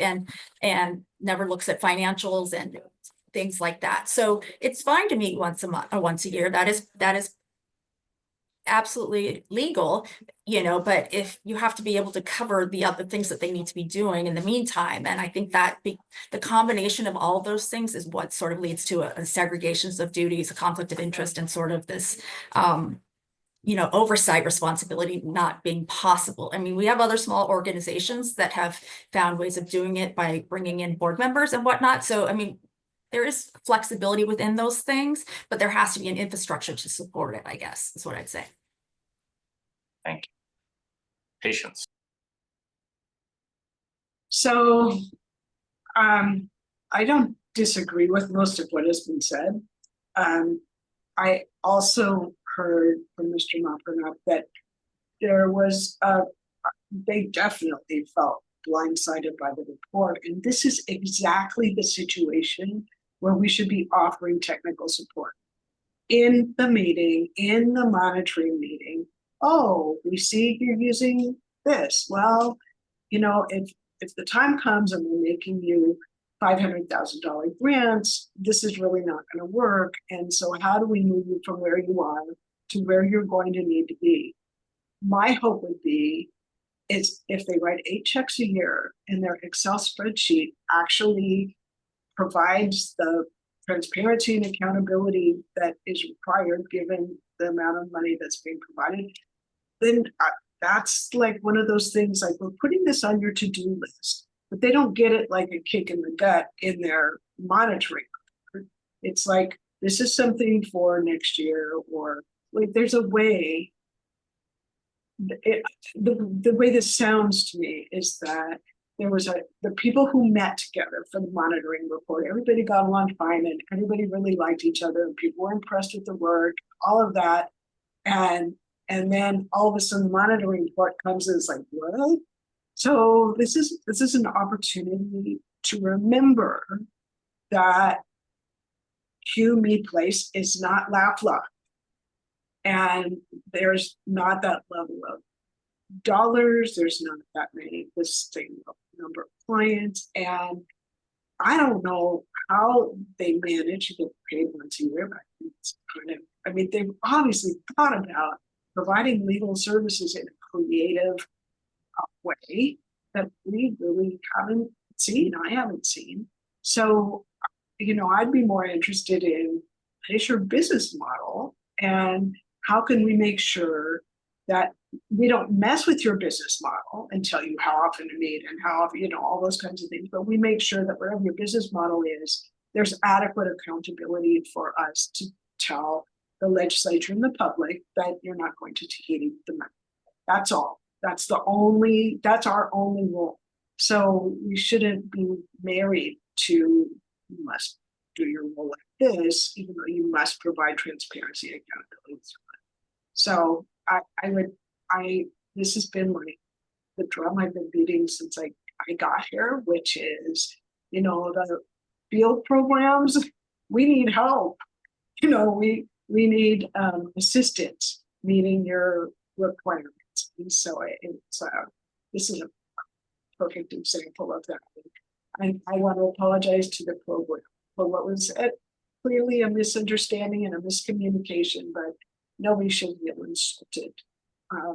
Because none of this is insults. This is an effort to do what the legislature's tasked us with doing. And we can look the electorate in the eye and say we didn't waste your money, but it's not a hit or a diss on the program. So.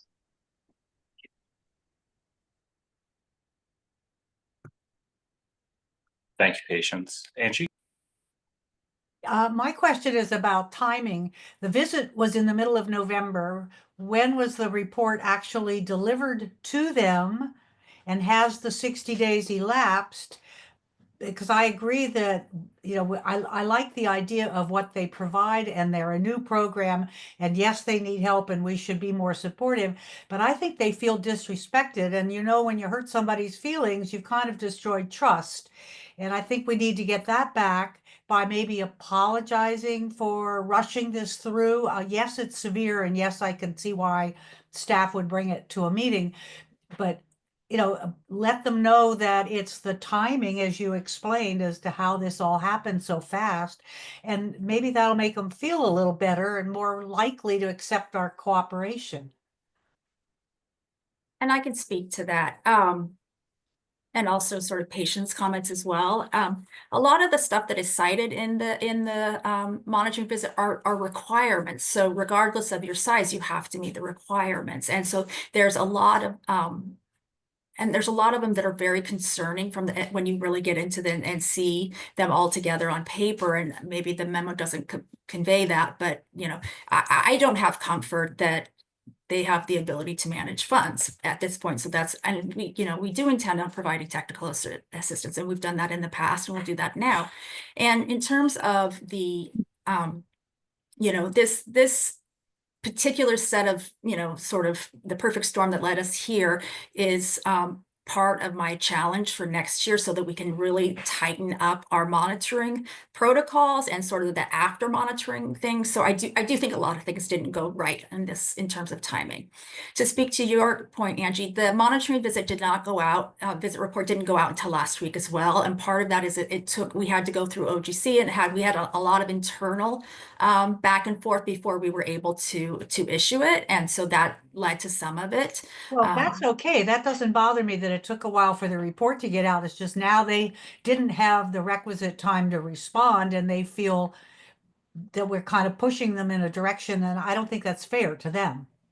No, they still have the time to respond. They have the same amount of time to respond, but we were contemplating whether additional conditions need to be put on their funding to, after that response, to see if it determines well, maybe it's appropriate. we should wait till they respond. Yeah, let me make a clarification, because I think there might be a little bit of a misunderstanding that we shorthanded their ability to respond. So when we issue a monitoring visit letter, programs have within 60 days to respond to that, and then we share with the committee. They're not getting cut that time. That response was issued last week or a few days ago, and they will still have that 60 days. This practice that we're doing to elevate it to your to the committee, and it used to be the eligibility and budget review committees, to share kind of concerning findings is consistent with what we have done in the past. If you would like us to change practice in terms of waiting until after the 60-day period, and sometimes we do when program findings aren't as serious, and then we kind of package it for you to wait for the response, and then the monitoring visit letter, we can wait 2 months. I think part of it was because this rose to such a high level of seriousness that part of us wanted to give them that technical assistance so they could be geared up in time for the next application period to come, and there wouldn't be issues. So it really was an attempt to try to help them and provide them with that technical assistance. I mean, I think the complication here is we are doing all these compliance because we're subject to Bagley-Keene in a public meeting. So it does make it feel very uncomfortable. Us bringing this to your attention now is so that you are aware of the situation, and then for us to then move forward at some point to have another monitoring visit in 2025. We are not coming up with firm recommendations at this point until we see their response. But because of the level of seriousness of it, we're anticipating there's just no way that we wouldn't need another monitoring visit this year. But other than that, we are not recommending any other action at this point, other than to do that, and then obviously to provide them with the technical assistance. The timing of this is, yes, I understand from their perspective, feels very, very crunched because we're doing it in a public meeting. We can change practice, though. This is a new committee that's formed. If you all think that it's more appropriate for these things to happen outside of the scope of a committee meeting, the staff is happy to kind of change course and do that, so it's a little bit more comfortable for a program. But the Bagley-Keene nature of how we do business puts a little bit of a wrinkle. But we take your lead. If that's what you want to move forward, we can mock up and figure all that out and bring it to the next perhaps committee meeting. I mean, that's a larger issue, right? That's separate from just this particular program. Well, I think it might be nice to let them know all of this, explicitly, so that they're not left thinking that we're just picking on them. Yeah. And that's the thing. They are a new grantee, and like they said, they're a smaller grantee. So our other grantees are used to this type of intense. I mean, it is intense monitoring compared to some of our other grant, but that's also the intense monitoring that keeps us from not having a lot of, anything salacious with our program, protective of the fund. So I mean, there is a balancing act, but I think we could probably do a better job communicating with them, and we will. I think the director's listening into this. So he's hearing the view. Correct me if I'm wrong. You have the list there, and I think the preliminary question is, does he want to apply for a future grant or not? Rather than deciding how we can work with him. And you've all heard my feelings on it based on the second speaker's recommendation or endorsement. But that's kind of the first question we got to know. Is it just dealing with the past and they want to move on without us, or do they want to try and work with us? And do they believe they can work with us? I think it's pretty clear we're not interested in casting any blame, regardless of how it was written.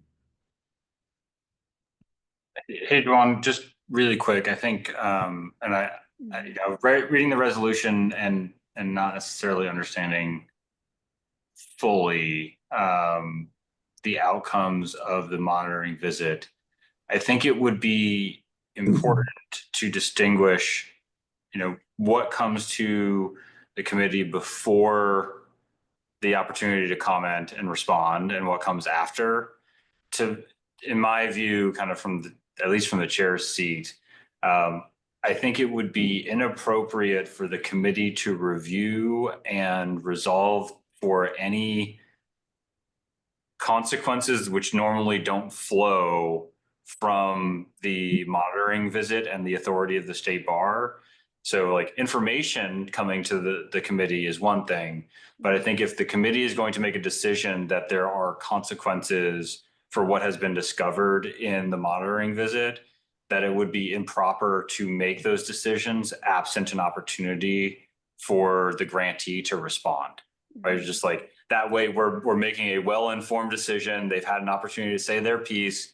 And then if there are and I don't know whether that's additional monitoring visits or whatever, to the extent there's state bar authority to do things, state bar staff authority to do things in between based on what the findings are from one monitoring visit, I think that's a little bit different. And then the context would be more of an informal, we want to let you know, here's the current status. Obviously, they haven't had an opportunity to respond yet. We're doing the following things. We're providing technical assistance. And once we have a response, there may be additional follow-up recommendations coming to you later.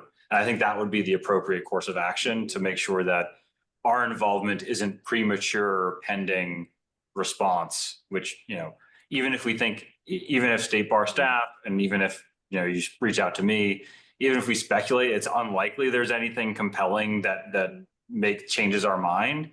I think it's just an opportunity to be heard, sure, in a neutral status for the committee itself. Sure. I mean, and then a lot of this turns on a kind of definition, right? And like the facts. So like, what is of consequence, right? So in practice, like we have, I think, determined before with the Eligibility Budget Review Committee and the Commission, if you're going to be sent out for another monitoring visit, that's of consequence. If you want to redefine that to say that's not how you're defining of consequence, and the staff can take a lead in kind of making a determination of whether a program needs to go back out for a monitoring visit, we could do that, and I have to roll it back to the committee, right? Where we've determined, I think, the line before in previous conversations last year of where it needs to be back up to the committee and the commission is where it's impacting either their overall eligibility or something with their grant amount, right? So whether we're moving it to a monthly payment, whether we're reducing it, those are of consequence, right? And then we also added this of consequence, a monitoring visit. If you now think that the monitoring visit piece of it doesn't need to roll back,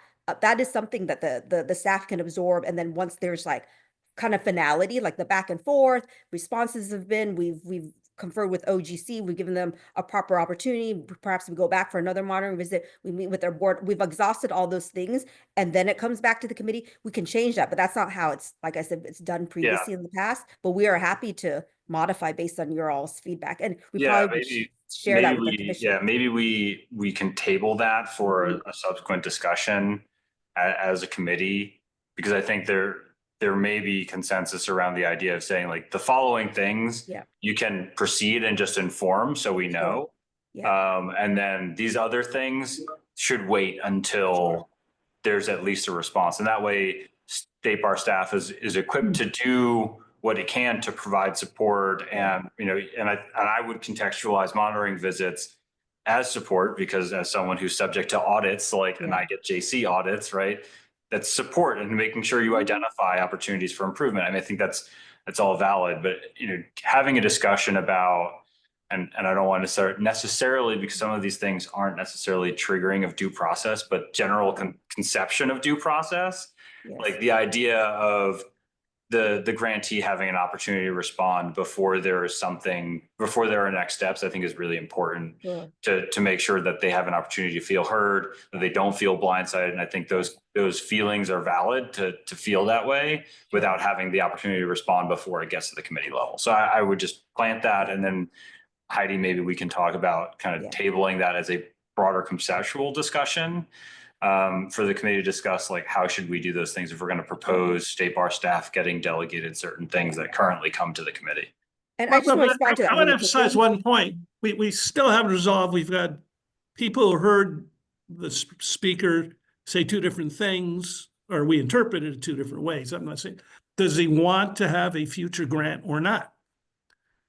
Because I heard it the way the two other judges, maybe judges hear things differently. I don't know, that they weren't interested in pursuing it, but maybe they would be if they could work with us. Yeah, I mean, that's what I heard too, but I would say give them an opportunity. Like, we would issue a letter, follow up this, and give them opportunity, because I mean, I do share, I think everybody's sentiment here is, you know, with small programs, especially new programs, we want to work with them to make it work, right? Because we understand our monitoring, our protocols are really stringent. So the intent of this was not to get them to be found eligible, was actually to get them to be in compliance before the next application. I mean, that's why we were bringing it to this meeting and not waiting to your next eligibility, because then they might not have an opportunity to come into compliance in time for them to be eligible for 2026 grant. So that was the intention. And I do apologize if that got lost or not communicated to them, which we will go back and correct the record. And hopefully then maybe the executive director will want to work with us to try to bring into compliance, because that is the purpose.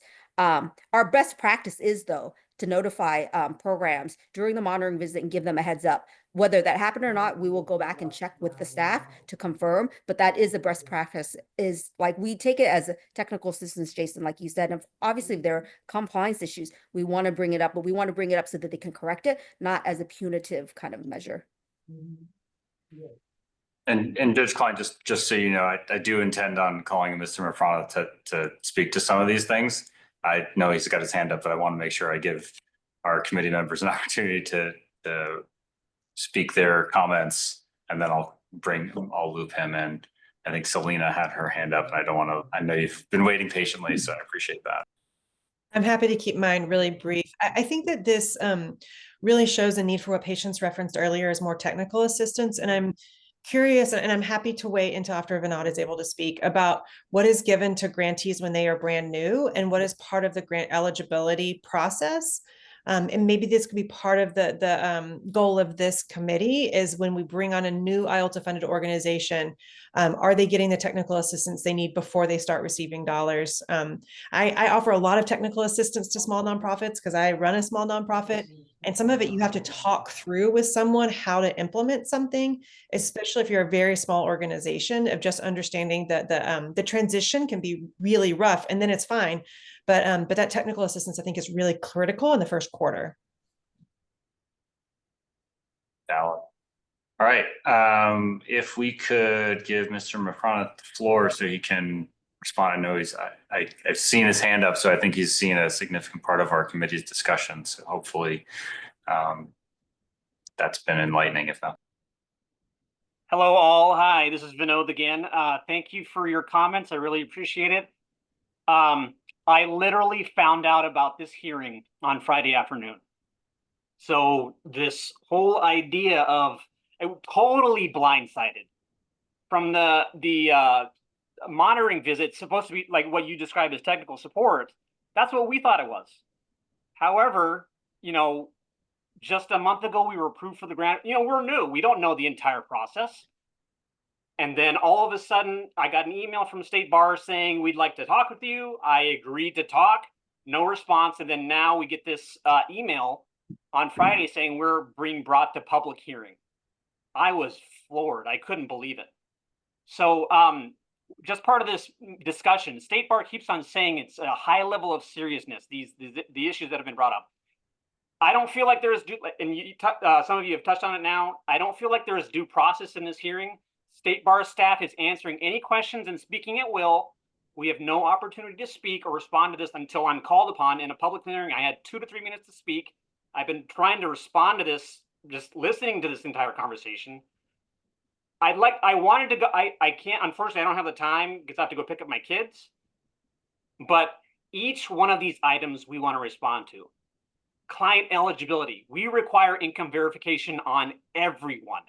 So this, I don't know what miscommunication, maybe there was something in the documentation that was, misinterpreted, or it wasn't, we didn't provide something.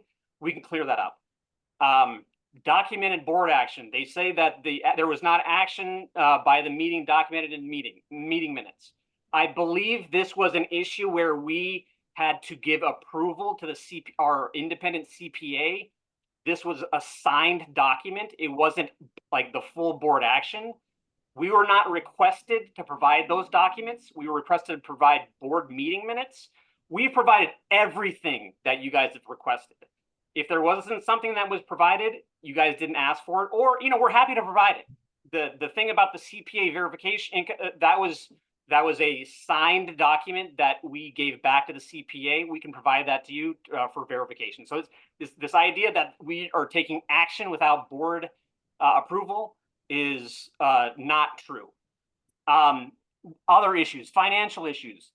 Yes, we're using Excel. Yes, the idea that we don't have any accounting training on staff, that is not true. I have a finance I'm not an accountant. I have a finance background. We have a CFO that has a finance background with accounting experience. We're not claiming to have all of the infrastructure in place. We're willing to take comment. We're willing to take consideration, encouragement, or all of that. That's what we wanted with the relationship with CalBAR, but we were totally just put off by this. We were just as far as, so we meet once, I'm kind of not responding to every single thing. We meet once a year, but we keep the board involved and notified of issues that we're confronted with. I want to respond to each one of these things in detail. I don't think this is the forum for it, but I feel like a lot of these things have been discussed, and without us being able to respond to each one of those, it seems like all of these things are so serious that it belongs at this hearing. I believe these findings should be retracted for the time until this can be responded to and addressed by us. We wanted to have a conversation, not just a back and forth adversarial, provide documents, provide our responses. We'd like to have a verbal conversation, and sure, we'll provide written responses, but we wanted to have a conversation in a collegial atmosphere where we could provide this information. That's what we wanted to do. As far as the decision to not reapply for the grant this year, that is correct. We do not want to reapply for the grant this year, partially in part because the amount of work that it took to get to submit these applications was, it was way beyond what we're able to do with a 2-person staff. In addition to that, yes, this response from CalBAR and this hearing has really turned us off to this process. And we are insulted. We feel disrespected, and it has turned us off to it. A couple of the justices heard correctly. Our preference would be, we applied for these 2 grant years. We believe we're eligible. We would like to return that money. You do your review just for those 2 years. Do your review or whatever eligibility requirements that you require. And if you believe that we have met those requirements, then you can give us the funds back, because we spent a lot of time preparing the applications. If you don't, no problem. That's how we feel like we should proceed on this matter. I'd like an opportunity to, after this meeting, have further discussions with CalBAR staff. And we're happy to, like I said, we are, obviously, I don't think that Excel is, I know Excel has come to this, this discussion forefront, but we don't have a basic Excel sheet.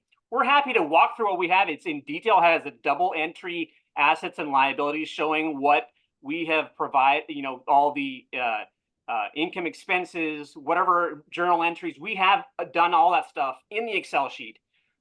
If that's not enough, we're happy to move to QuickBooks. We're happy to do all that. So we're happy to take all kinds of recommendations, no problem.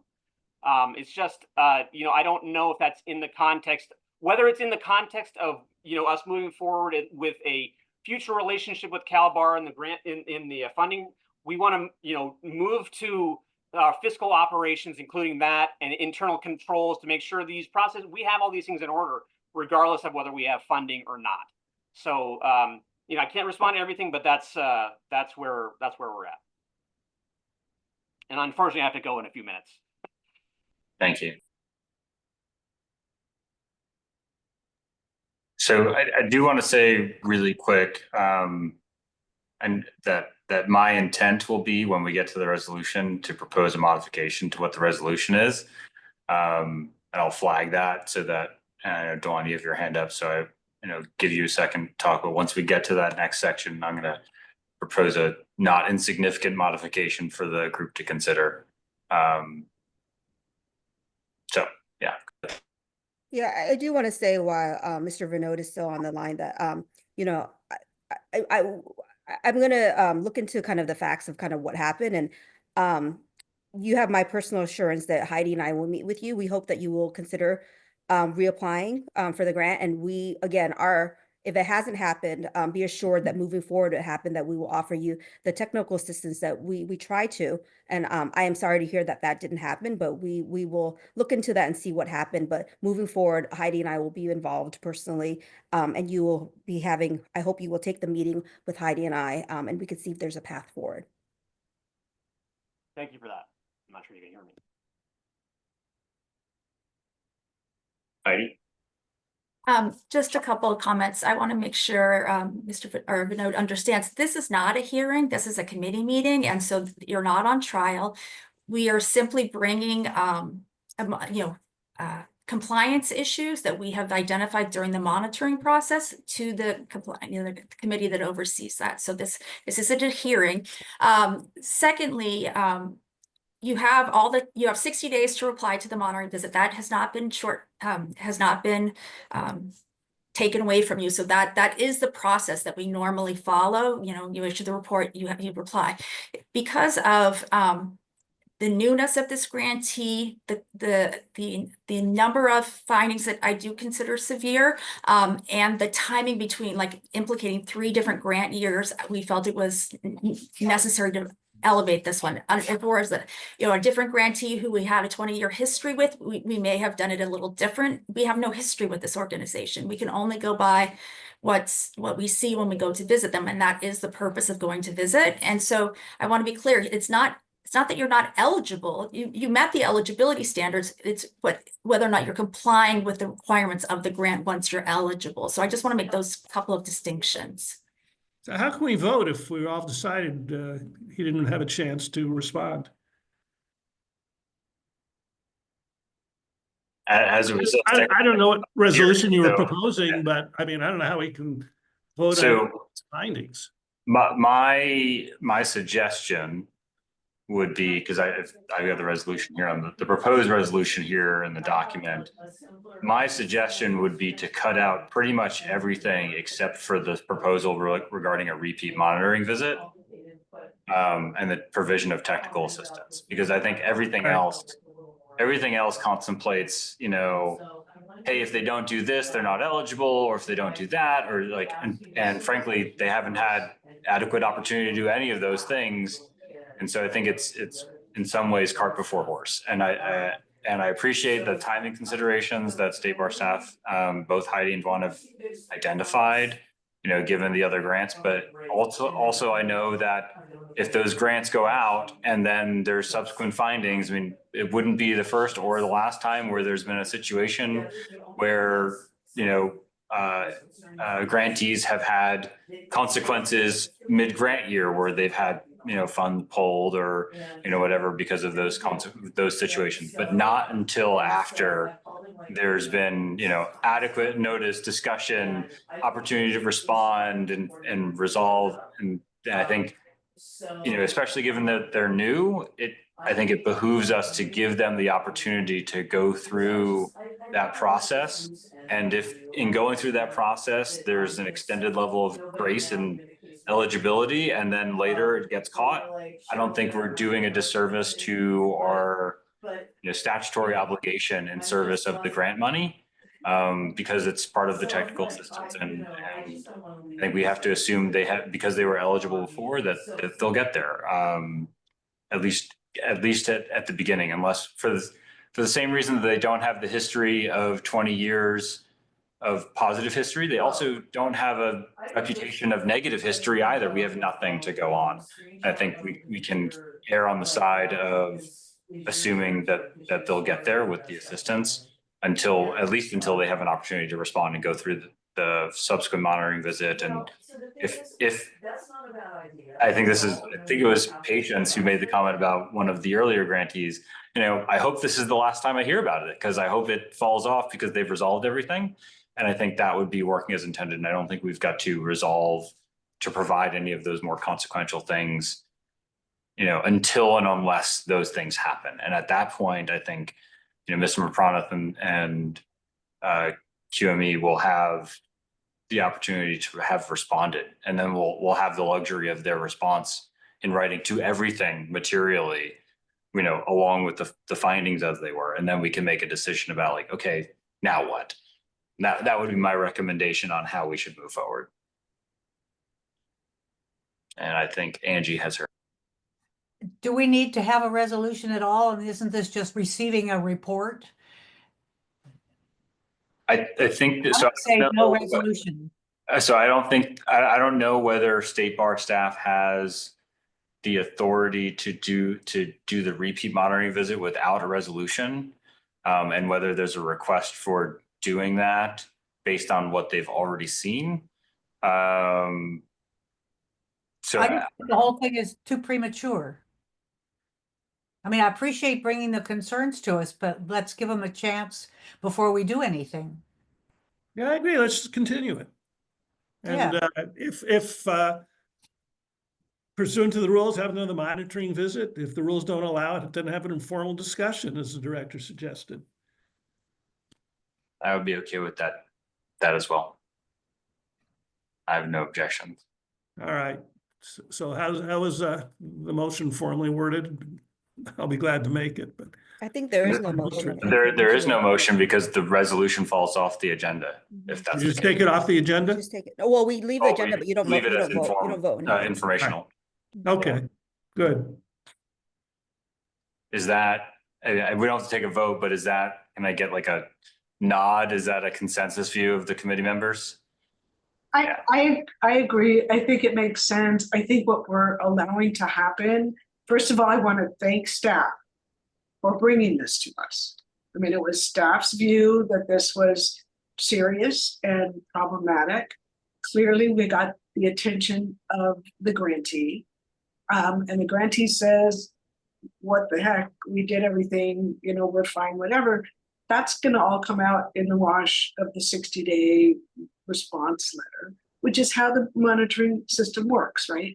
So let's just let it work.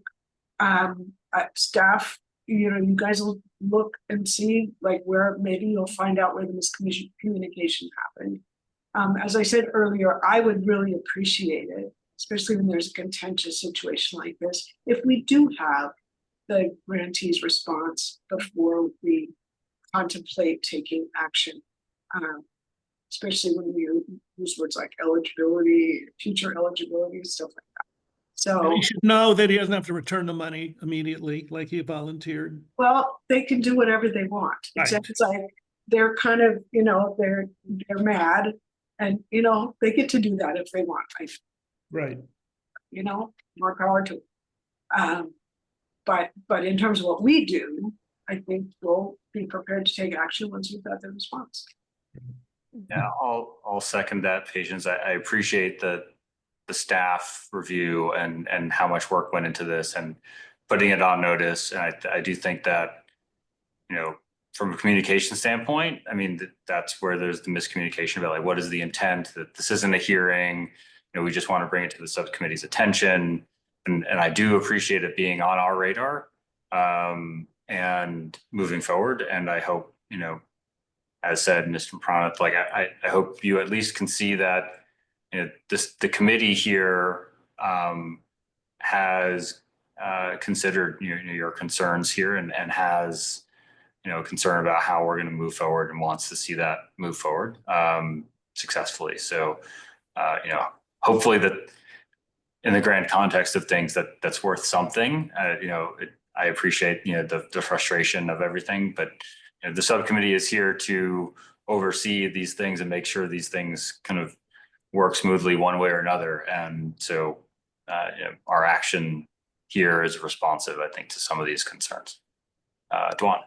Yeah, I do want to say that, you know, obviously that seems like there probably were some procedural and communication mishaps in this, but I do want to underscore, though, that there's a team of staff that worked on this and worked very tirelessly to bring this because they thought, you know, truthfully, and I agree with them, there's some serious concerns. And so there have been many 50, 60-hour work weeks, including from OGC, to get this package to you. In a way, again, I'm sorry that there was some communication, but it was done with the intent that, you know, we don't get embroiled in any controversy and that the commission remains compliant. So that's the vein that it was done under. Again, not to try to defund an organization, but to bring it to your light and to get them into compliance. I'm sorry if that didn't come out that way, and we will try to reach out to the organization to see, you know, we can repair this in a path forward. But I do want to underscore, and I know for the staff that are listening that have worked hard on this, that it doesn't take away from the hard work that they've done, and it was to be protective of the program, to tell you the truth. Not Yeah, to and penalize a certain program. I fully agree, and I'd see a lot of nodding heads from committee members. Like we agree about the work, and I think the feeling I'm getting, consensus I'm seeing from committee members is just, you know, like this seems like a important and severe informational item to highlight concerning gaps, and that to flag that, hey, this might come up later if we don't see this progress. Like the next follow-up that you'll hear is going to be like significant like proposals for recommendations for consequences related to eligibility, whatever, even though it's early. And I think in that context, then that seems to be in alignment with what I think the consensus view here is, how that would transpire.